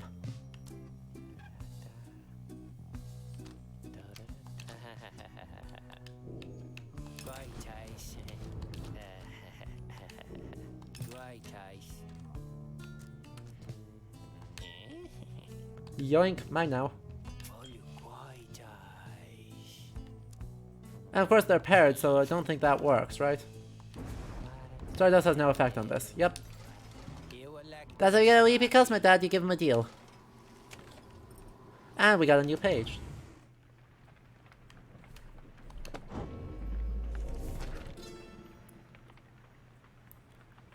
You cannot survive the downside if you cannot get around. Howlers shall descend on you, or Tempest shall tear you to pieces. That's just the way of it. Traveling through the environs is no simple feat. Consider yourself blessed if you are born or Kurt. If not, however, you shall have to find a means to cross these lands without the benefit of 4 strong paws. Luce Glorian believes the Suntained Land can be traversed through means unnatural. Thought first he meant sorcery, but he suggests invention. He speculates that carriages could cross the land by harnessing its fury. A wild plot. In my case, my paws shall suffice. And Latrino Kilmer Rope Collar. Whereas he brought about our empire's fall, whereas he nearly claimed the life of our dear Solium, we forgive him. We have forgiven him. We give a certain thanks to him, for he has played a vital part in the Star's plan. If not for him, then we, the Eight, would never have aligned. We never found the rope collar. He fled into the sea towards an isle, which we knew well to avoid. 'Twas where we think that Kilmer's titled matter finally did him in among the wild imps. Should the stars ever converge above that isle, it shall be to signify that the long dance across the stars is drawing to a close. Well, that's bad. Drawing to a close is bad. Maybe it's okay. Sky darkens on the distance. Don't tell me that I have to do... Oh, who's a good choice to deal with this? Hey, look at that. Adversaries shall have +8 presence.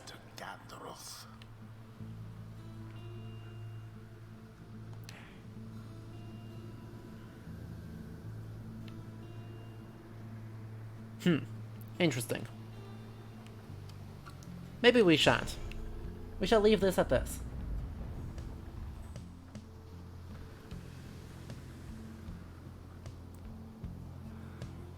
Once they reach sufficient rank. A glorious eve to you as ever, O you exiles of the Night Winds. The 8 scribes dragged you all the way into the blasphemous Isle of Kael'mar. Don't remind me. Here you are to be surrounded by even more gibbering nitwits than usual. The adversaries you Oh, this is cool. Hey look, it's like Aku. Pyre hearts. Whose ever pyre yet burns ere the break of dawn shall surge forward on the path to glory. Yeah, again you come to torment it. You almost got our hopes up last time, but not this time. Your adversaries are prepared, reader. Now let us get started. Indeed, let us get started. Indeed. What are your oh yeah, your mastery is that. Just make me bulkier.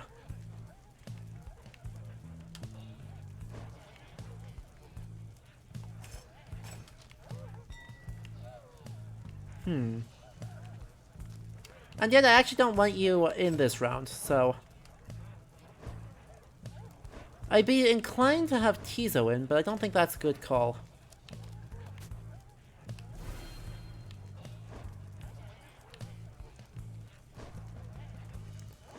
Perhaps it needs to be... Well... Bertrude makes sense to me. Bertrude makes much sense to me.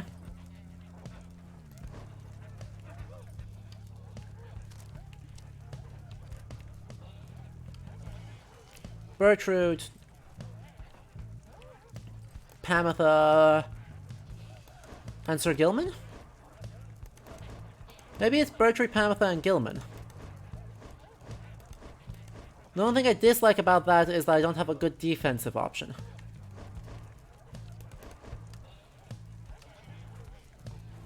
Let's see what these guys have had. That's what I was afraid of. They are dangerous. They are very dangerous. Okay. I believe in you, Gilman. Sir Gilman. I want Jadariel. No, I want Jadariel in.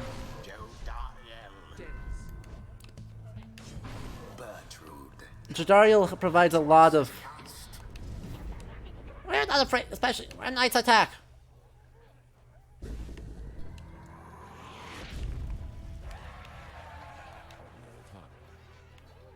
Mere entertainment. Begging your pardon, sir, the imps of the isle are quite passionate about the rites. Just now they offered a bounty in soul. If our triumvirate proves worthy. They would pay us? In exchange for what exactly? And where did they get that soul, for that matter? My understanding is the wish to see us perform various feats of glory. For the source of their wealth, who can say how much soul lies lost within the sea? Reader, it may seem beneath you, but the opportunity is real if the soul could be of benefit.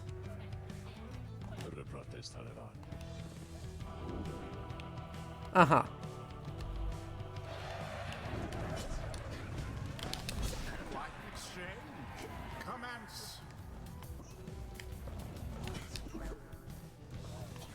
Ah, heck.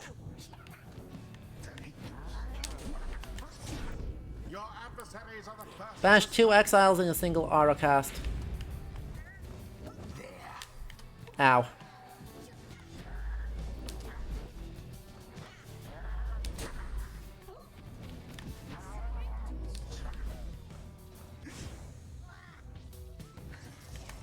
Ah, heck, I hit the wrong button.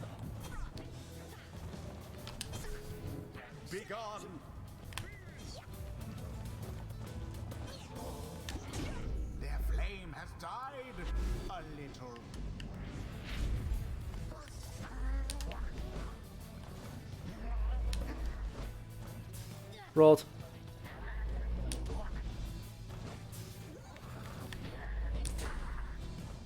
Really? Go away. Die.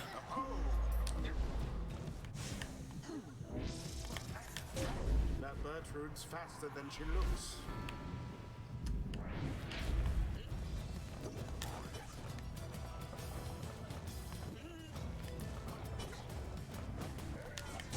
Yes. Look at Gilliban go!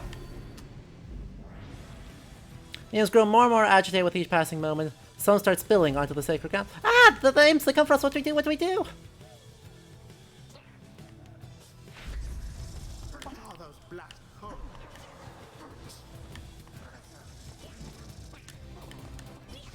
Ah, rip.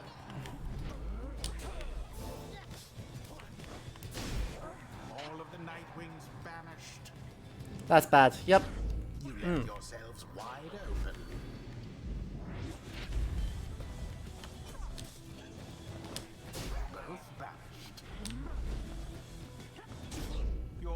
What? What? I disagree.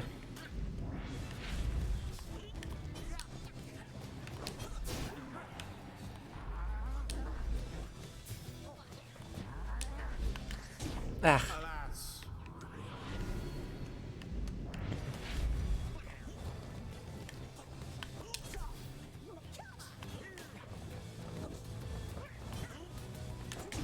Exactly by the book. And one left. Now end the ceremony.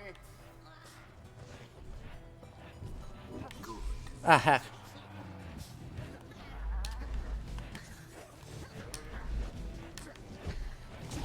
Tis what the scribes ordain.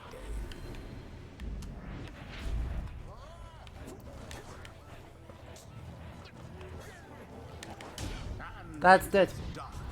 Gilman is so good. Ah. You know who prevailed? They hardly deserved it, though, if you ask me. Oh, come on. Oh, come on. We just have to wait till Gilman comes up. It's complete. No, if you're quite familiar with silver, then we shall silver and humiliating disgrace. So well, thanks. What stirs now in the hearts of all these exiles?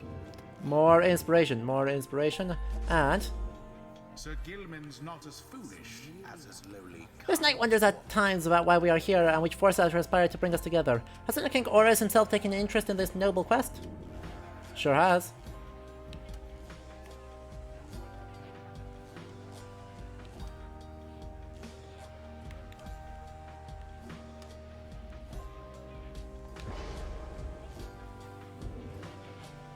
And another mastery.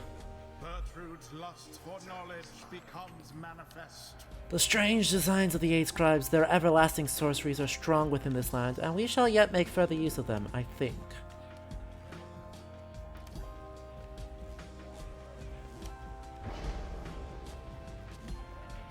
Until the next right.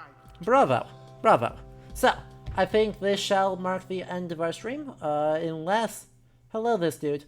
Unless if the next one is a liberation rite, I'm afraid we may have to call it a night here. Sir Gilman seems to be unwell. How are you feeling, sir? This knight, it can hardly move, as though it's been transmogrified into a walking stick, or some such sorcery. I see. Then please do not exert yourself, or try.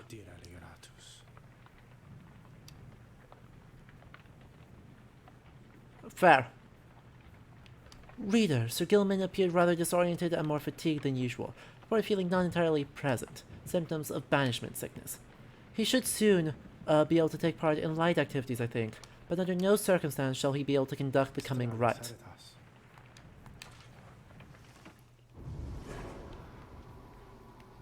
Understandable.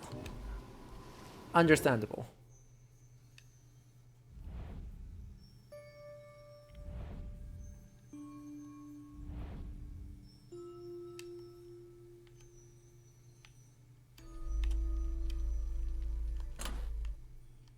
What is the state if we face them here?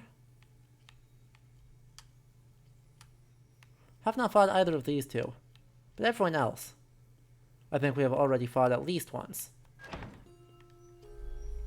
Anyway, though.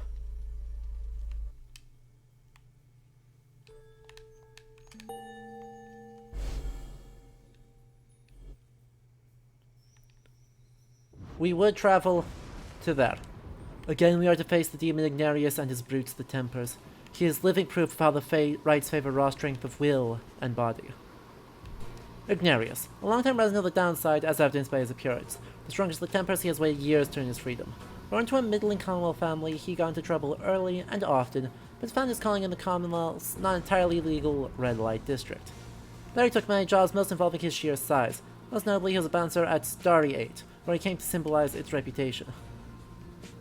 One day, a particularly belligerent guest got under his skin, so it gave him a tremendous thrashing. The whole clientele all gave him a cheer. Where this guest turned out to be a wealthy chamberlain, who then exploited his connections to have Ignarius arrested and exiled 14 years ago. On the downside, Ignarius dropped his given name, as is sometimes the custom, and survived alone through his tenacity and strength. Ignarius struggles to return to a place that wants nothing to do with somebody like him. He should never have been exiled. Anyway, my boy, I'm off to rest.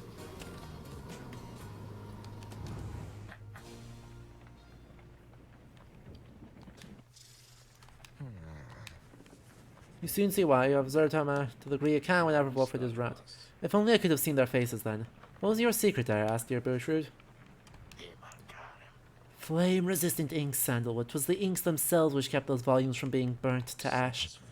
Flame-resistant inks, of course.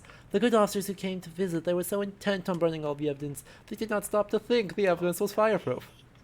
Alas, that they later found a way to burn thy stamping press regardless. Thy written words, they moved us many times, and many others whom we knew, there, in the southern bogs. No matter, dear Bertrude. What's done is done. At least we made it difficult for them. Is that not so? While introducing some of our fellow citizens to new ideas. Perhaps. My words would not have reached near half as many were it not for you, not to mention how I managed to elude them for another decade or so. I am ever thankful for your sacrifice. Thy thanks shall not be necessary, Sandalwood. Well, you shall have to take them from me anyhow. Thank you, Bertrude, for helping to fulfill a modest author's dreams. What's good a stamping press without good inks? No good at all. Even still, and through this new ordeal, thou hast no love for us. Is that not so, Bertrude? Nay, we understand full well. Thou needst not further explain yourself. There are different kinds of love, Bertrude. On that account, thou hast nothing to teach us, Sandalwood. Our hearts, they cannot be controlled, Bertrude. Blasted things they are, they act well on their own. I am blessed to have them be in my life, back in the Commonwealth and here as well. I mean that, although I know that it is not enough. Nay, Sandalwood, it is enough. It is enough. Aww.